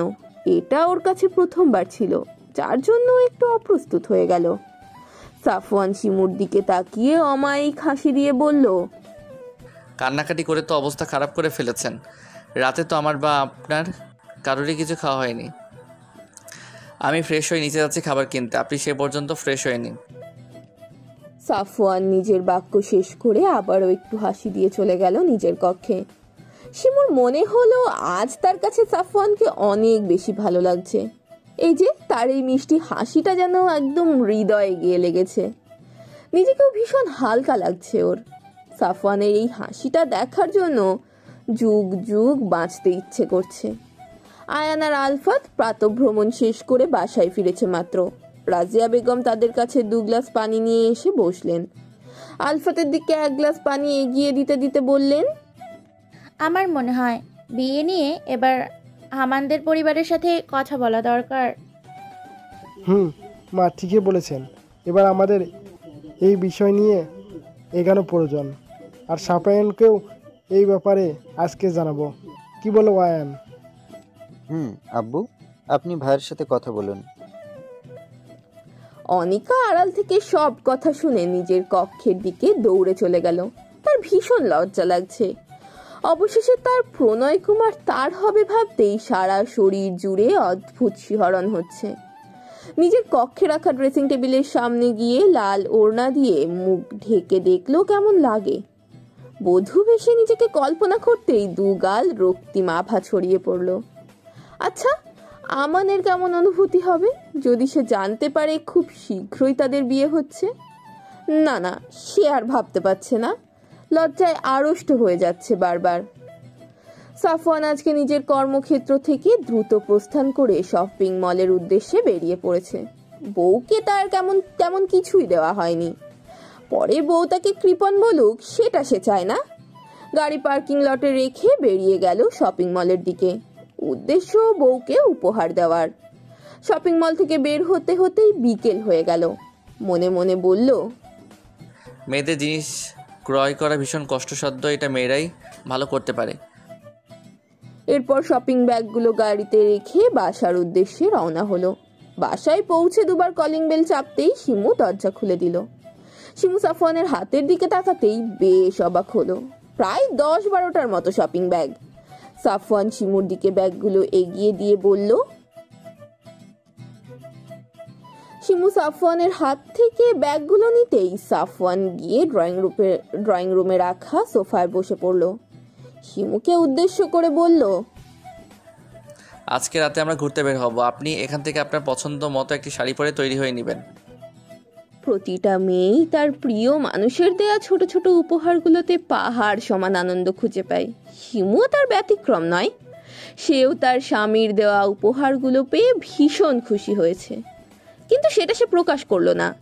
নিজের পছন্দ মতো একটি কালো শাড়ি বেছে নিল শিমু। আয়নার সামনে গিয়ে গায়ে জড়াতেই নিজেকে দেখে নিজেই মুগ্ধ হলো। অনেকদিন পর যেন নিজের মাঝে নিজেকে খুঁজে পেল ও। মাথায় ম্যাচিং করে কালো রঙের একটা হিজাব পরে নিল, হাত ভরে চুড়ি পরে হাত নাড়াচাড়া করলো। চুড়ির ঝনঝন আওয়াজ করে নিজের ঠোঁটের কোণে এক চিলতে হাসি ফুটে উঠল। ইচ্ছে হলো ঠোঁটে আজ লাল টকটকে লিপস্টিক দিতে। নিজের ইচ্ছেকে প্রাধান্য দিয়েই ঠোঁট জোড়া রক্তরাঙা লিপস্টিকে রাঙিয়ে নিল। চোখে কালো কাজল দিতেও ভুলল না। নিজের স্বাদ সম্পূর্ণ হতেই আয়নায় নিজেকে ঘুরিয়ে ঘুরিয়ে দেখে নিল কয়েকবার। মনে মনে বলে উঠল, সবকিছু একদম পারফেক্ট। সাফওয়ান অনেকক্ষণ যাবৎ শিমুর জন্য অপেক্ষা করছে, কিন্তু এখনো পর্যন্ত রুম থেকে বের হওয়ার নাম গন্ধই নেই। সে শুনেছিল মেয়েদের ড্রেস আপে একটু সময় লাগে, কিন্তু এতটা সময় লাগে সে ভাবতেও পারেনি। অধৈর্য হয়ে শিমুকে ডাকতে যাবে তার পূর্বেই শিমু শাড়ির কুচি ঠিক করতে করতে রুম থেকে বেরিয়ে এলো। নিজের প্রিয়তমাকে শাড়িতে দেখে হৃদগতি কিছুটা অস্বাভাবিক হলো সাফওয়ানের। বুকের মধ্যে কেউ যেন হাতুড়ি পেটাচ্ছে ওর। দু একবার চোখ এদিকে ওদিকে ঘুরিয়ে নিজেকে স্বাভাবিক করে নিল। শিমু সাফওয়ানকে উদ্দেশ্য করে বলল, আমি প্রস্তুত। সাফওয়ান মনে মনে বলল, আমাকে অপ্রস্তুত করে দিয়ে নিজে তো প্রস্তুত হবেনি, চলুন যাওয়া যাক। আজকে সাফওয়ান নিজের প্রিয় গাড়িটাকে নিয়ে বের হয়নি। এর পিছনে অবশ্য একটা কারণ আছে। বাসার নিচে নামতেই রিক্সা পেয়ে গেল ওরা। সাফওয়ান আগে শিমুকে উঠতে বলল। শিমু রিক্সায় কিছুটা সংকোচ নিয়ে বসে পড়ল। তারপর সাফওয়ান উঠে বসে পড়ল। শিমু সরে বসতে চাইলে সাফওয়ান শিমুর কোমর আঁকড়ে ধরল। কানে কানে ফিস ফিস করে বলল, দূরে যেন সরে বসতে না পারেন, তার জন্য এত আয়োজন। শিমু সাফওয়ানের দিকে চোখ বড় বড় করে তাকালো। তবে কি এই জন্যই নিজের গাড়ি নিয়ে বের হয়নি সাফওয়ান? সাফওয়ান ঠোঁটের কোণে বাঁকা হাসি ফুটিয়ে বলল, আপনার ঠোঁটে লাল লিপস্টিক কিন্তু মারাত্মক লাগছে, পুরো রেড ওয়াইনের মতো, দেখলেই নেশা ধরে যাচ্ছে। শিমু অপ্রস্তুত হয়ে অন্যদিকে মুখ ঘোরালো। তার কান গরম হয়ে গেছে, লজ্জায় সর্বাঙ্গ শরীর শিরশির করছে। শিমুকে অন্যদিকে ঘুরতে দেখে সাফওয়ান কিছুটা অসহায় কণ্ঠে বলে উঠল, মামা আমি কি দেখতে খারাপ বলুন তো? রিক্সাওয়ালা মামা বিস্ময় নিয়ে পেছনে ঘুরলো একবার। শিমু ও সাফওয়ানের দিকে অবাক দৃষ্টিতে তাকিয়ে রইল। আপনি কি পাগল হয়ে গেছেন সাফওয়ান? কি সব আবোল তাবোল বলছেন?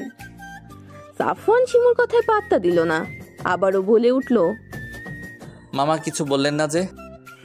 মামা আপনি দেখতে তো অনেক সুন্দর, কিন্তু এইরকম কথা করছেন কেন?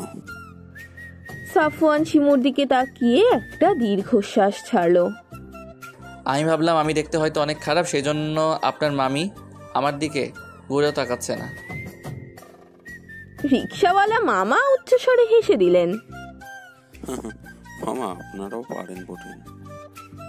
শিমু সাফওয়ানের দিকে চোখ পাকিয়ে তাকিয়ে রইল। মনে মনে বলল, লোকটা ভীষণ অসভ্য।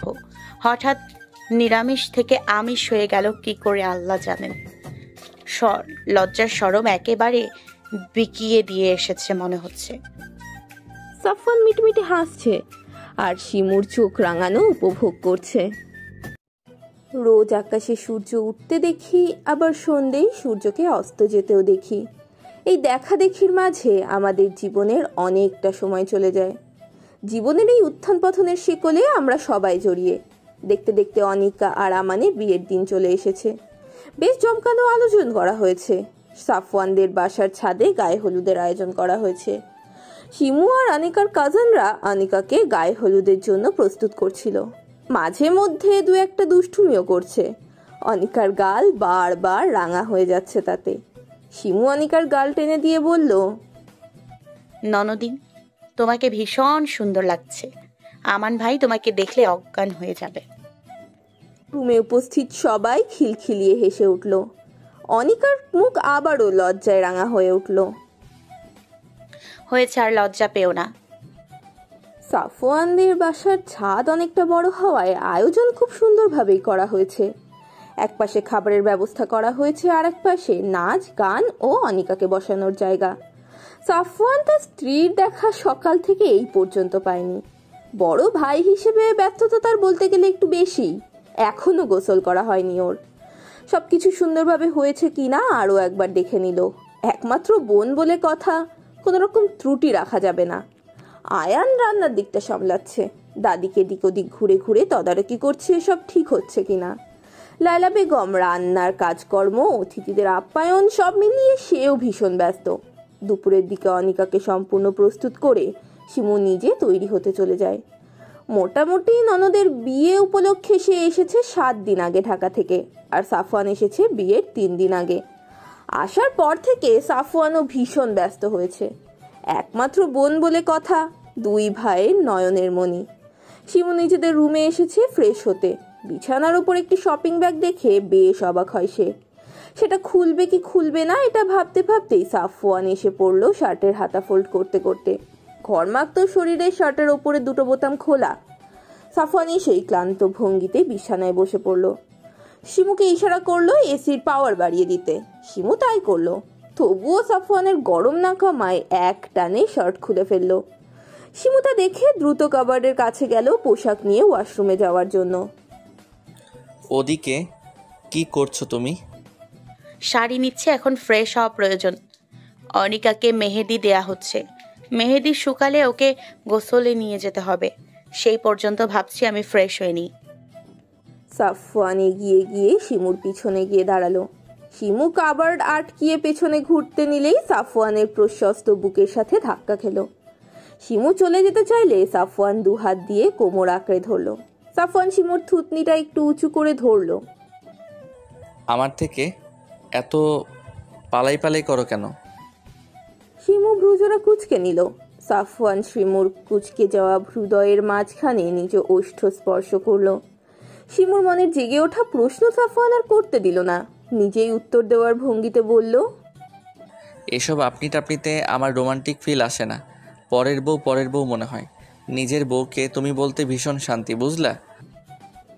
সাফওয়ান শিমুর কপালের দিকে আর একবার এগোতে নিলেই শিমু সাফওয়ানকে ছাড়িয়ে দিয়ে বলে উঠল, দূরে থাকুন। বউয়ের থেকে আমি আর দূরে থাকতে পারছি না। সাফওয়ানের অকপটে উত্তরে শিমু স্তব্ধ। এই লোকটা তো নির্লজ্জ হলো কেমন করে। সাফওয়ান বিছানার ওপর থেকে ব্যাগটা এনে শিমুর হাতে ধরিয়ে দিল। এটা পরে নাও, অনেক খোঁজাখুঁজির পর এটা পছন্দ হয়েছে আমার। শিমু সাফওয়ানের সাথে আর ভালো মন্দ কথা বলল না। এই ভয়ে লোকটা যদি আবার ঠোঁটকাটা কথা বলে ফেলে। অতি দ্রুত শপিং ব্যাগটা নিয়ে ওয়াশরুমে চলে গেল। সাফওয়ান সেদিকে তাকিয়ে অসহায় কণ্ঠে বলে উঠল, বউকে পটানোর থেকে মশারি টানানো সহজ। সাফওয়ানের নিজেরও ফ্রেশ হওয়া প্রয়োজন, তাই সে আয়ানের রুমের দিকে ফ্রেশ হতে চলে গেল। আয়ান এক গাদা পাঞ্জাবি বিছানার উপর ছড়িয়ে ছিটিয়ে বসে আছে। কোনটা পরবে সেই নিয়ে সে ভীষণ কনফিউজড। সাফওয়ান আয়ানের কর্মকাণ্ড দেখে বেশ বিরক্ত হলো। ওর দিকে এগিয়ে গিয়ে বলল, এগুলো কি করছিস তুই? আয়ান হতাশ সুরে উত্তর দিল, ভাইয়া আমি একটাও সিলেক্ট করতে পারছি না। সাফওয়ান আয়ানের পিঠে চাপড় দিল জোরে করে। আয়ান ব্যথায় আহ শব্দ করে উঠল। তুই দিন দিন মেয়েদের স্বভাবের হয়ে যাচ্ছিস। এত ড্রেস কেউ একসাথে নামায়, ইডিয়েট। ভাইয়া কি করে বল মেয়েদের ইমপ্রেস করতে হবে, না হলে আমার আর বিয়েই হবে না। তুই কি বড় হবি না? আমি তো ছোট হয়ে রইলাম, কয়েকদিন পর ছোট বোনের বাচ্চা মামা বলে ডাকবে। হয়েছে, আর আফসোস করিস না। আমি অফ হোয়াইটের রঙের একটা পাঞ্জাবি পরি, আর তুই গাঢ় খয়েরি রঙের পাঞ্জাবিটা পরবি, ওকে? এবার ঠিক আছে, তাহলে তুমি দাঁড়াও, আমি ফ্রেশ হয়ে আসি। দ্রুত বের হবে কিন্তু। শিমু বাথরুম থেকে বেরিয়ে এসে বিছানায় শাড়িটা মেলে ধরলো। অফ হোয়াইট রঙের একটি শাড়ি, তার মাঝে সুতোর কাজের হলুদ টকটকে ফুল, আর ব্লাউজটাও শাড়ির সাথে ম্যাচিং করে ফুল হাতা দিয়ে বানানো হচ্ছে। শিমু সাফওয়ানের রুচির প্রশংসা না করে পারল না। ভীষণ সুন্দর একটা শাড়ি। সাফওয়ানের এই হুটহাট সারপ্রাইজ দেওয়ার অভ্যাসটা বেশ লাগে শিমুর কাছে। চুল দ্রুত হেয়ার ড্রায়ার দ্বারা শুকিয়ে হাত খোপা করে নিল। শাড়িটা সুন্দর করে পরা শেষে আয়নার সামনে নিজেকে ঘুরে ঘুরে দেখতে লাগলো। এর মাঝে সাফওয়ান আবারও রুমে প্রবেশ করলো। শিমু শাড়ি গায়ে পরে বোকার মতো দাঁড়িয়ে আছে, কি করবে বুঝতে পারছে না। সুতির শাড়ি হওয়ার জন্য শিমু একা হাতে কুচিগুলো ঠিক করতে পারছে না। সাফওয়ান ধীর পায়ে হেঁটে গিয়ে শিমুর পায়ের কাছে বসলো। শিমু সাফওয়ানকে দেখে একটু সরে যেতে চাইলে সাফওয়ান চোখের ইশারায় চুপ করে দাঁড়িয়ে থাকতে বলল। তারপর খুব সন্তর্পণে নিজের স্ত্রীর কুচিগুলো ঠিক করতে লাগলো। তারপর উঠে গিয়ে আঁচলের কুচিটা ঠিক করে দিয়ে সেফটি পিনের সাহায্যে আটকে দিল। শিমুকে ঘুরিয়ে দেখলো কয়েকবার। তারপর মেকআপ বক্স থেকে হালকা গোলাপি রঙের লিপস্টিক নিয়ে শিমুর ঠোঁটে পরিয়ে দিল, চোখে হালকা কাজলও দিয়ে দিল। চুলের কাঠিটা খুলে চুলকে বাঁধন মুক্ত করে দিল। পিঠ জুড়ে এক ঝাঁক কালো কেশ ছড়িয়ে ছিটিয়ে পড়ল। সাফওয়ান সেগুলোকে সুন্দর করে আঁচড়ে খোলা রেখে দিল। স্ত্রীর দিকে মুগ্ধ চোখে তাকিয়ে রইল বেশ কিছুক্ষণ। অতঃপর মাথায় আঁচল দ্বারা ঢেকে দিল। তোমার এই সুন্দর কেশ দেখার অধিকার শুধু আমার আছে, অন্য কারো না। শিমু তার প্রিয় সুদর্শন পুরুষের কথা শুনে মুগ্ধ হলো। তার প্রিয় পুরুষটা কত যত্নশীল আর দায়িত্ববান স্ত্রীর প্রতি, তার কত নিখাদ ভালোবাসা। এই পুরুষটা শরীর ছোঁয়ার আগে তার মন ছুঁয়ে দিয়েছে। কজন পুরুষ পারে নিজের স্ত্রীকে এরকম করে ভালোবাসতে? আজকে তার নিজেকে ভাগ্যবতী বলে মনে হচ্ছে। স্বামী স্ত্রীর পবিত্র ভালোবাসা শুধু শারীরিক চাহিদার মধ্যে সীমাবদ্ধ থাকে না, এটা দুজন মানুষের সার্বিক প্রয়োজন পরিপূরক হিসেবে কাজ করে। কিন্তু অনেক যুগলই এর প্রকৃত অর্থ বুঝতে পারে না, যার জন্য সংসারে লেগে থাকে অশান্তি আর বিতৃষ্ণা। শিমুর মনে হলো তার সুদর্শন পুরুষটাকে আজ বেশি সুদর্শন লাগছে। তার মনে ভয় হচ্ছে যদি অন্য কেউ তার পুরুষটির দিকে নজর দেয়। আপনি একটু নিচু হবেন সাফওয়ান? সাফওয়ান বউয়ের এক কথায় নিচু হয়ে দাঁড়ায়। শিমু 3 ফুল পরে সাফওয়ানকে ফু দেয়। সাফওয়ান শিমুর কাণ্ড দেখে অবাক হয়ে প্রশ্ন করলো, তুমি আমাকে ফু দিচ্ছ কেন? যেন কারো বদনজর না লাগে। সাফওয়ান মুখের কোণে বাঁকা হাসি ঝুলিয়ে বলে, সে তো আমার উপর তোমার কবেই লেগে গেছে। শিমু মেকি রাগ দেখিয়ে চলে যেতে যায়, কিন্তু সাফওয়ান যেতে দেয় না। নিজের স্ত্রীকে নিজের দিকে ঘোরায়। প্রথমবারের মতো নিজের স্ত্রীর ঠোঁটে উষ্ণ স্পর্শ করায়। কেঁপে ওঠে শিমুর সমস্ত শরীর। স্বামীর থেকে প্রথম এমন উষ্ণ স্পর্শ পেয়ে শিমু মূর্ছা যায় লজ্জায়। তার মাথা তুলে তাকায় না। নিচ থেকে রাজিয়া বেগম শিমুকে ডাকছিল। শিমু আর এক মুহূর্ত দেরি না করে নিচের দিকে ছুট লাগায়। সাফওয়ান শিমুর লজ্জা রাঙা মুখ দেখে অমায়িক একটা হাসি দেয়। সুদর্শন 2 পুরুষের মাঝে বসে আছে এক সুশ্রী রমণী। খুশিতে তার 2 চোখ চকচক করছে। প্রিয় পুরুষকে পারিবারিক সম্মতিতে কজনই বা নিজের করে পায়। হলুদ শাড়ি পরিহিতা রমণীর রূপ যেন আজ ঝলমল করছে। 2 ভাইয়ের হৃৎপিণ্ড প্রিয় বোনের আনন্দে পুলকিত হচ্ছে। সারাদিনের ধকলে শিমু ভীষণ ক্লান্ত। শরীর তার আর সায় দিচ্ছে না। পরনের শাড়ি এলোমেলো হয়ে গেছে। এখন ওর একবার শাওয়ার নেওয়া প্রয়োজন। শিমু দ্রুত নিজের পোশাক নিয়ে ওয়াশরুমের দিকে চলে যায়। সাফওয়ানও ক্লান্ত হয়ে নিজের কক্ষে প্রবেশ করলো, কিন্তু ঘরে নিজের স্ত্রীকে না দেখতে পেয়ে হতাশ হলো। প্রায় 30 মিনিট পর শাওয়ার শেষে শিমু বের হলো। পরনে ঢিলে ঢালা সাদা রঙের কামিজ। সাফওয়ান শিমুকে দেখে মুখ একটু গোমড়া করে বলল, আমরা চাইলে কিন্তু একসাথে শাওয়ার নিতে পারতাম। পর মুহূর্তেই শিমুর লজ্জায় কান গরম হয়ে গেল। কাছে এসে সাফওয়ানের কোমরে হাত রেখে দাঁড়ালো। আপনি কিন্তু দিন দিন দুষ্টু হয়ে যাচ্ছেন। সাফওয়ান শিমুর কোমরে রাখা হাত টেনে নিজের কোলে বসিয়ে নিল। 2 হাত গলিয়ে কোমরে হাত রাখলো। ঘাড়ে নাক ঘষতে লাগলো। শিমু ছোটার চেষ্টা করতে চাইলো। সাফওয়ান শিমুর কানের লতিতে আলতো করে কামড় বসিয়ে দেয়। শিমু লজ্জায় লাল নীল হলো বারবার। অতঃপর সাফওয়ানের অত্যাচার সহ্য করতে না পেরে শিমু সাফওয়ানের হাতে চিমটি কেটে দেয়। সাফওয়ান আহ শব্দ করে শিমুকে ছেড়ে দেয়। শিমু খিলখিলিয়ে হেসে ওঠে। সাফওয়ান শিমুর হাতের দিকে লক্ষ্য করে দেখে শিমুর হাতে মেহেন্দি লাগিয়েছে। সাফওয়ান শিমুর দিকে এগোতে চাইলে শিমু সাফওয়ানের দিকে বালিশ ছুঁড়ে মারে। আর এগোবেন না, আমি ক্লান্ত, আমার ঘুম প্রয়োজন। সাফওয়ান শিমুকে উদ্দেশ্য করে চোখ টিপ দেয়। মুখে বাঁকা হাসি ঝুলিয়ে বলল, এ কয়দিন দূরে থাকো, সমস্যা নেই। আর 5 দিন তারপর তোমার এই পালাই পালাই লজ্জা সব ভেঙে দিব, প্রমিস। সাফওয়ান ওর জামার দিকে ইশারা করে শীষ বাজাতে বাজাতে ওয়াশরুমে চলে যায়। শিমু জামার পেছন দিকে তাকাতেই লাল রং দেখতে পেল। দ্রুত ক্যালেন্ডারে তারিখ লক্ষ্য করে ওর আর বুঝতে বাকি রইল না সাফওয়ান ওর দিকে কি ইশারা করেছে। শিমু বিছানায় বসে লজ্জায় মুখ ঢেকে ফেলল। ওর ভীষণ লজ্জা লাগছে, লজ্জা ও আড়ষ্টতা হয়ে যাচ্ছে বারবার। সাফওয়ান ওকে লজ্জায় ফেলার কোনো কারণই ছাড়ে না। একটি মিষ্টি সকাল, নতুন একজোড়া কবুতরের মিলনের জন্য সেজে উঠেছে পুরো বাড়ি। সকাল থেকে বিয়ে বাড়ি হই হুল্লোড়ে মুখরিত। অনিকা বারবার আয়নায় নিজেকে দেখছে আর লজ্জায় লাল নীল হয়ে যাচ্ছে। শরীরে হলুদ আবা ছড়িয়ে আছে। জুম্মার নামাজ পড়েই সে তার প্রণয় কুমারের হবে ভাবতেই অন্তর শিহরিত হচ্ছে বারে বারে। নিজের মানুষটাকে আপন করে পাবার আনন্দ যে কতখানি অনিকা সেটা বারবার অনুভব করতে পারছে। আনন্দ, দুষ্টু, মিষ্টি, লজ্জা ওর শরীরকে শিহরিত করছে। আয়ান বোনের কক্ষে ঢুকতেই দেখতে পেল অনেকগুলো মেয়েদের হাসাহাসি। সে ঢুকতেই সবাই কিছুটা চুপ হলো, কিন্তু এতগুলো মেয়ের মাঝে অনিকার এক বান্ধবী বলে উঠল, ভাইয়া, অনিকা তো আপনার 5 বছরের ছোট, সেই বিয়ে করে নিচ্ছে, কিন্তু আপনার সিঙ্গেল থাকার রহস্য কি? আয়ান অ্যাটিটিউড নিয়ে বলল, আমি এইসব বিয়ে টিয়ে এখনই করতে চাই না।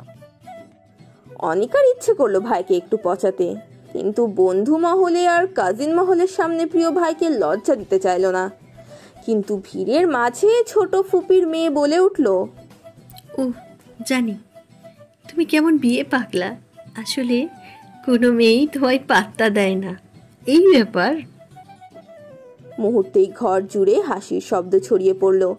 আয়ান তার ছোট ফুপির মেয়ে তোহার দিকে রাগি চোখে তাকালো। মেয়েটা তার চেয়ে বয়সে ছোট, কিন্তু সম্পর্কে দা আর মাছের ন্যায়। দেখ, তুই আমাকে বললি আমাকে মেয়েরা পাত্তা দেয় না। আজকে আমি 10টি মেয়ে পটাবে, আগামী 1 মাসের ভিতরে বিয়ে করে হানিমুনেও যাব। আয়ান নিজের কথা শেষ করে রেগে ঘর থেকে বেরিয়ে গেল। এই পুচকি মেয়ে তাকে অপমান করার সাহস কোথায় পেল? সেই হয়তো প্রথম ছেলে যে বোনের বিয়েতে বউ খোঁজার মিশনে নেমেছে। তাকে নাকি তোহা বলে মেয়েটা পাত্তা দেয় না। ওই তোহাকেই ও দেখিয়ে দেবে ও কি জিনিস। আয়ান বেরিয়ে যেতেই তোহার আত্মা স্যাত করে উঠল। এই ছেলে যদি গার্লফ্রেন্ড মিশনে তার নামে, তবে তার কি হবে? অনিকার বিয়ের বরযাত্রী নিচে এসে গেছে। অনিকার কাজিন মহল আর বন্ধু মহল ছুটে গেছে নিচে। অনিকাও নিজের লেহেঙ্গাটা উঁচু করে ব্যালকনির দিকে ছুটল। ওর কাঙ্ক্ষিত পুরুষটাকে দেখে ওর চক্ষুদয় শীতল হলো। এই মুহূর্তে মনে হলো ওর পাশে হাজারো প্রজাপতি উঠছে। কি নিদারুণ ভালো লাগা কাজ করছে ওর মাঝে।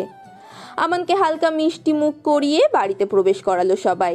আমান বাড়ির ভেতরে প্রবেশ করার সময় অনিকার ব্যালকনির দিকে তাকালো একবার, কিন্তু তার দেখার পূর্বেই অনিকা নিজেকে পর্দার আড়াল করে নিয়েছে।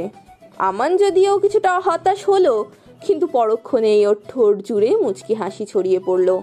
অনিকা আর আমানের শুভ বিবাহ সম্পন্ন হলো। সবাই আলহামদুলিল্লাহ বলে মুখ মিষ্টি করলো। একটু পরেই চলে এলো বিদায়ের সময়। অনিকার হাসি মুখটা কালো হতে লাগলো। ওর ভাবতেই অবাক লাগছে ওর কত ভালোবাসার পরিবারকে ছেড়ে ওকে চলে যেতে হবে এবার। শিমু ধীর পায়ে হেঁটে গিয়ে অনিকার কাঁধে হাত রাখে। নিজের কাঁধে প্রিয় ভাবির হাত পেয়ে অনিকার ছল ছল চোখ থেকে অশ্রু গড়িয়ে পড়ে। বোনের মতো ভাবিকে শক্ত করে আঁকড়ে ধরে কান্না করতে শুরু করে ও।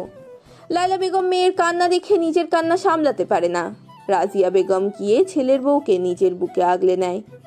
আলফাতের শক্ত খোলসের ভেতরে প্রীতি সত্তা হাহাকার করে ওঠে। সাফওয়ান আর আয়ান নিজ বোনের বিদায়ে কলিজা ছিঁড়ে যাওয়ার বেদনা অনুভব করে। কি নিদারুণ মর্মবেদনা! মেয়ে বোনের বিয়ে দেওয়াটা যতটা সুখের, তার চেয়ে অনেক গুণ বেশি কষ্টের। এই দুঃখ শুধুমাত্র মেয়ের পরিবারই বুঝতে পারে। কিন্তু ওই যে সমাজ বলে একটা কথা আছে না, যার নিয়মে আমরা সবাই বাঁধা, সেই নিয়মকে উপেক্ষা করার সাধ্য তো কোনো ভদ্রলোকের নেই। দীর্ঘ সময় কান্নাকাটি চলল। অনিকা কিছুতেই তার পরিবার ছেড়ে যেতে চায় না, কিন্তু ওই যে স্বামীর ঘরে যে যেতেই হবে। সবাই অনেক কষ্টে অনিকাকে আমানের গাড়িতে তুলে দিল।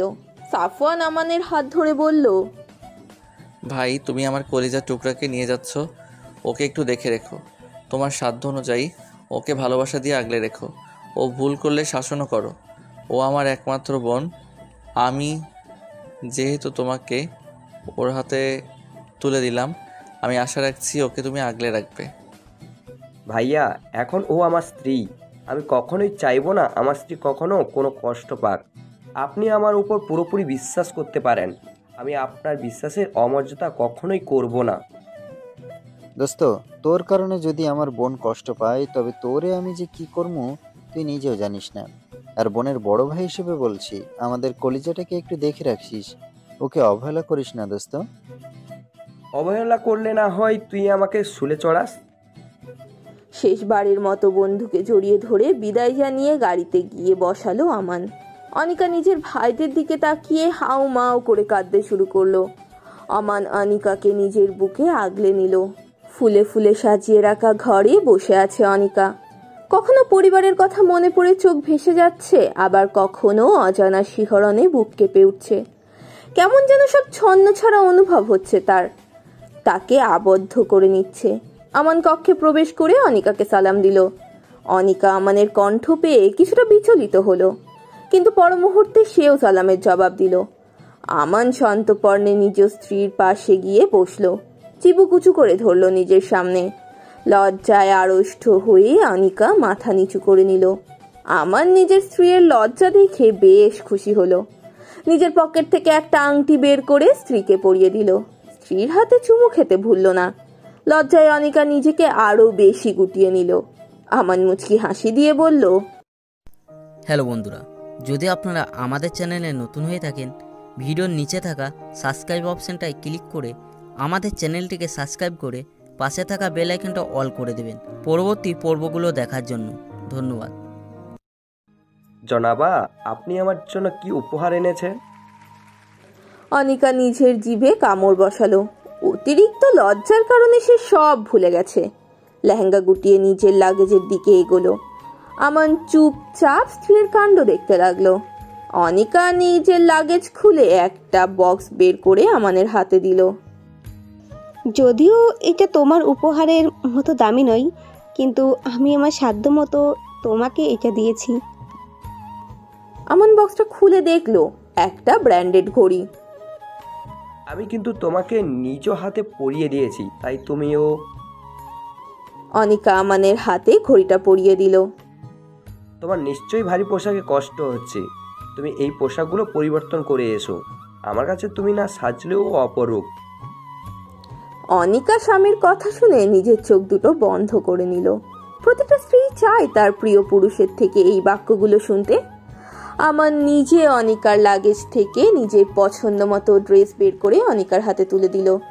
অনিকা সেই জামা নিয়ে ওয়াশরুমে চলে যায়। দীর্ঘক্ষণ শাওয়ার শেষে অনিকা বের হয়ে আসে।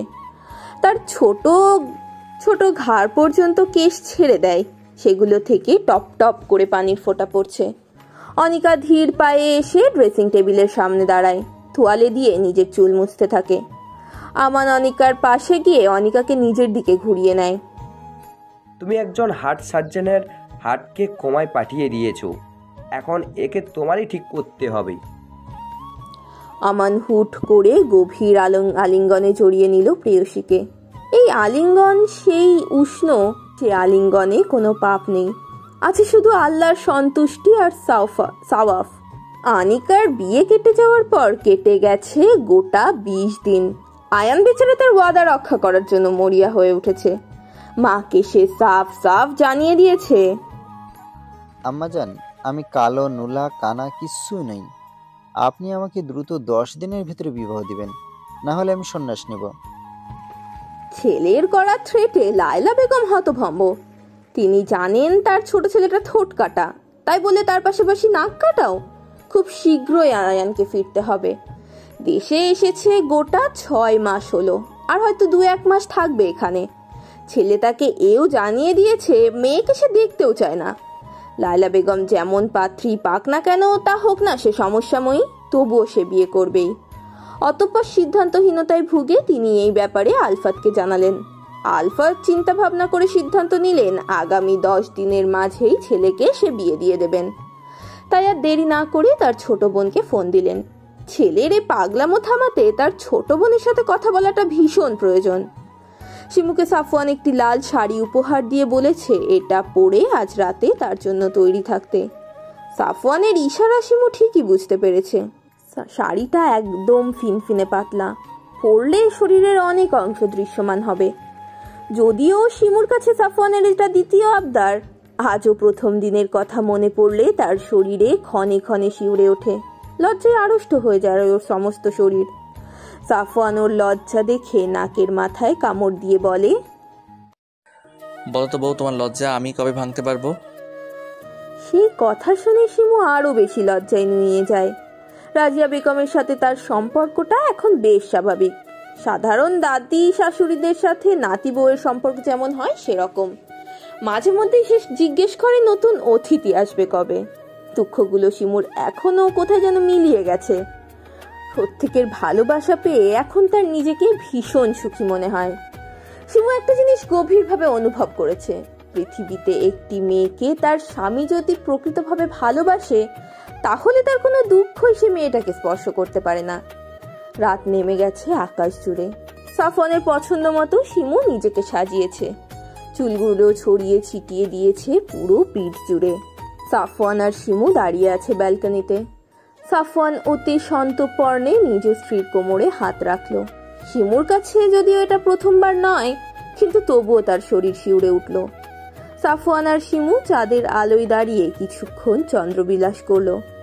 সাফওয়ান অবশেষে পেরেছে তার প্রেয়সীকে প্রেম পুকুরে ডুবিয়ে মাতাল করে দিতে, অভিমানী প্রেয়সীর অভিমান ভেঙে দিয়ে আপন করে নিতে।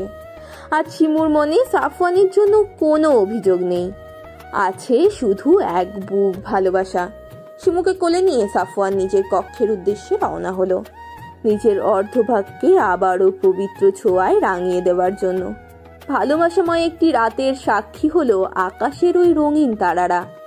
চারিদিকে মৃদু হাওয়া একজোড়া চড়ুই পাখিকে আরো মাতাল করে দিল। এই পবিত্র ভালোবাসা সত্যিই সুন্দর। ভালোবাসায় মোড়ানো দিনগুলো খুব দ্রুত চলে যায়, বিপরীতে দুঃখে মোড়ানো সময়গুলো যেন যেতেই চায় না। একদিনকে মনে হয় হাজার দিনের চেয়েও বেশি বড়। আসলে এগুলো সব কিন্তু আমাদের চিন্তা ধারণারই ফসল। সাফওয়ান, শিমু, আয়ান, অনিকা সবার জীবনেই পরিবর্তন এসেছে। সবাই এখন ভীষণ ব্যস্ত যার যার জীবন নিয়ে। সেদিন আয়ানের জেদের কাছে হার মেনে আলফাতার লায়লা বেগম বাধ্য হয়েছিল তাকে 1 মাসের মধ্যে বিয়ে দিতে, কিন্তু দুর্ভাগ্যবশত আয়ান পাত্রীর মুখটা অবধি দেখেনি। যখন জানতে পারলো মেয়েটা তোহা, তখন তার কাছে আর কোনো উপায় ছিল না। যে মেয়েটার সাথে আয়ানের সম্পর্ক ঝগড়াটে শালিকের ন্যায়, সেই মেয়েটার সাথেই গভীর বন্ধনে আবদ্ধ হয়ে যায় নিজের অজান্তেই। সারা দিন দুজনের মাঝে টোকাটুকি লেগেই থাকে। যদিও তারা বিদেশ পাড়ি জমিয়েছে বিয়ের পরপরই, কিন্তু অভিযোগগুলো ফোন দিলেই শুনতে পারা যায়। আর অনিকা এখন 6 মাসের প্রেগনেন্ট।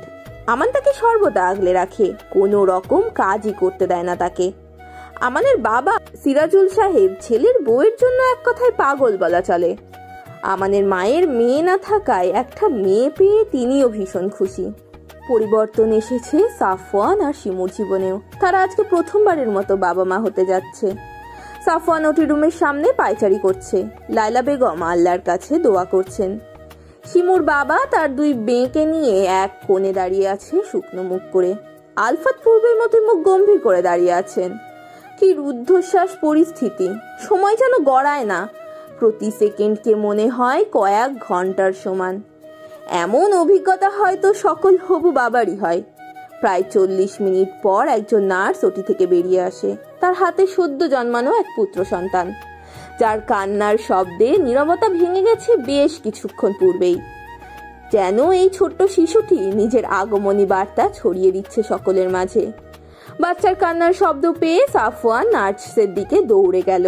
নার্স নিজের কোল থেকে সদ্য ভূমিষ্ঠ হওয়া বাচ্চাটিকে সাফওয়ানের কোলে তুলে দিলেন। লায়লা বেগম দৌড়ে এলেন নিজের নাতির কাছে। সাফওয়ানের পৃথিবীসত্তা আন্দোলিত হলো। এক বিন্দু সুখ যেন পুরো শরীরে গ্রাস করে নিল। আহ, কি যে আনন্দ, সেটা কখনোই বলে বোঝানো সম্ভব নয়। লায়লা বেগম নিজের নাতিকে কোলে নিয়ে বললেন আলহামদুলিল্লাহ। অনিকা আর রাজিয়া বেগম নিজেদের শরীরের অসুস্থতার কারণে হসপিটালে উপস্থিত নেই, কিন্তু তবুও তারা বারবার ফোন কল করছে। আলফাত নিজে তাদেরকে সুখবরটা দিলেন। তার গম্ভীর মুখে হাসি ছড়িয়ে পড়ল। দৌড়ে গেলেন নিজের নাতিকে দেখতে। ফিহারি হাও বাদ গেল না। সাফওয়ান নার্সকে উদ্দেশ্য করে বলল, সিস্টার, আমার স্ত্রী কেমন আছে? আলহামদুলিল্লাহ, আপনার স্ত্রীও অনেক ভালো আছেন। আমি ওর সাথে কখন দেখা করতে পারবো? আর কিছুক্ষণ পরেই। সাফওয়ানের সত্তা শান্ত হলো। আনন্দিত হলো এই ভেবে যে তার স্ত্রী সন্তান উভয়ই সুস্থ আছে। বেশ কিছুক্ষণ পরে সাফওয়ানকে শিমুর কাছে যেতে দেওয়া হলো। শিমু চোখ দুটো বন্ধ করে আছে, এক হাতে স্যালাইন চলছে। ধীর পায়ে হেঁটে সাফওয়ান শিমুর পাশে গিয়ে বসলো। শিমুর এক হাত নিজের দুই হাতের মাঝে পুরে নিল। কেমন লাগছে এখন তোমার? শিমু স্বামীর কণ্ঠ পেয়ে চোখ খুলে তাকালো। মুখে এক চিলতে হাসি ফুটিয়ে বলল, বাবুকে দেখেছেন? সাফওয়ান উপর থেকে নিচে মাথা নাড়ালো। জানো, একদম তোমার মতো হয়েছে দেখতে। শিমুর ঠোঁটের কোণের হাসি আরো প্রশস্ত হলো। একজন নার্স ওদের বাচ্চাকে নিয়ে এসে সাফওয়ানের কোলে দিল। শিমু স্বামী আর বাচ্চাকে দেখে খুশিতে দুই চোখ বন্ধ করে নিল। তার জীবনের সর্বোত্তম পাওয়া হয়তো এইটাই। ওর আজ নিজেকে পরিপূর্ণ নারী বলে মনে হচ্ছে। ওর মতো সাধারণ একটা মেয়ে যে এত কিছু পেয়ে যাবে সেটাও কল্পনাও করতে পারেনি। শিমুকে হসপিটাল থেকে রিলিজ দেওয়া হয়েছে 1 মাস হলো। ও এখন সম্পূর্ণ সুস্থ। ওর সমস্ত খেয়াল রায়লা এবং রাজিয়া বেগম নিচে রাখেন। রাজিয়া বেগম এখন অনেকটা পরিবর্তন হয়েছে। বলতে গেলে শিমুর অমায়িক ব্যবহার তাকে পরিবর্তন করতে বাধ্য করেছে। গুরু গম্ভীর আলফাত সাহেবও এখন বেশ হাসি খুশি থাকে নাতিকে নিয়ে। আয়ান ও তোহাও এসেছে ছোট সাদমানকে দেখতে। তোহার কোলে ছোট সাদ চোখ বন্ধ করে আছে। তোহা আয়ানকে উদ্দেশ্য করে বলল, দেখো, আমারও খুব দ্রুত একটা পুচকি চাই। নিজেই নিজেকে সামলাতে পারে না, সে আবার পুচকা পুচকি সামলাবে। কথাটা মোটেও পছন্দ হলো না তোহার। রাগ করে সাদমানকে শিমুর কোলে দিয়ে নিয়ে গট গট করে নিজের কক্ষে চলে গেল। শিমু আয়ানের দিকে চোখ গরম করে তাকাতেই আয়ান ও তোহার পেছনে হাঁটা দিল। তাদের এই কাণ্ড দেখে লায়লা বেগম হাসতে হাসতে ড্রয়িং রুমে এসে বসলেন। যাই বলো বৌমা, আয়নের জন্য কিন্তু তোয়া একবারেই পারফেক্ট। জি আম্মা, পারফেক্ট ম্যাচ। আয়ান গিয়ে তোহাকে পেছন থেকে জড়িয়ে ধরলো। এত রাগ করো কেন কথায় কথায়? তুমি তো সব আজে বাজে কথা বলে রাগিয়ে দাও। ওকে, আর রাখবো না। আমাদের 1 ডজন বাচ্চা হবে। এবার খুশি তো? কিন্তু এত বাচ্চা দিয়ে কি করব? ফুটবল টিম বানাবো। তোহা পেছন থেকে ঘুরে আয়ানের নাক টিপে দিল। ওকে। শিমুকে দেখে রাখার জন্য, বাবুকে টেক কেয়ার করার জন্য সাফওয়ান শিমুকে বাড়িতেই রেখে গেছে। বাড়িতে এসেই পুত্রকে নিয়ে এই যে মরিয়া হয়ে উঠেছে। দিন দুনিয়া সব ভুলে বসেছে একদম। শিমু কয়েকবার ডেকে গেছে খাবার খাওয়ার জন্য, কিন্তু সাফওয়ানের কোনো পাত্তাই নেই। তাই আর না পেরে খাবার বেড়ে একেবারে নিজের ঘরে নিয়ে এসেছে। এই যে সাহেব, খেতে তো হবে নাকি? আপনি নিজেও খাচ্ছেন না, আমার ছেলেকেও খেতে দিচ্ছেন না। খাওয়া দাওয়া সব পরে হবে। শিমু আর সাফওয়ানের সাথে তর্কে জড়ায় না। এক প্লেটে ভাত মেখে নিয়ে সাফওয়ানের কাছে যায়। 1 লোকমা ভাত সাফওয়ানের সামনে ধরে। আসার পর কিছুই খাওয়া হয়নি আপনার, তাই কোনো বিরক্তি না করে এগুলো মুখে পুরুন চটপট। সাফওয়ান আর মানা করে না, কিন্তু বউয়ের সাথে দুষ্টুমি করতেও ছাড়ে না। শিমু বিরক্তি হয়ে বলে, এক বাচ্চার বাবা হয়ে গেলেন, তবুও দুষ্টুমি গেল না।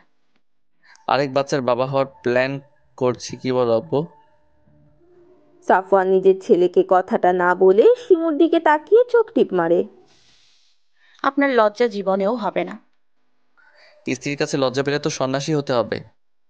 শিমু সাফওয়ানকে আলতো চাপড় মেরে সাফওয়ানের কাঁধে মাথা রাখলো। আমি আপনার সাথে বৃদ্ধ হতে চাই সাফওয়ান।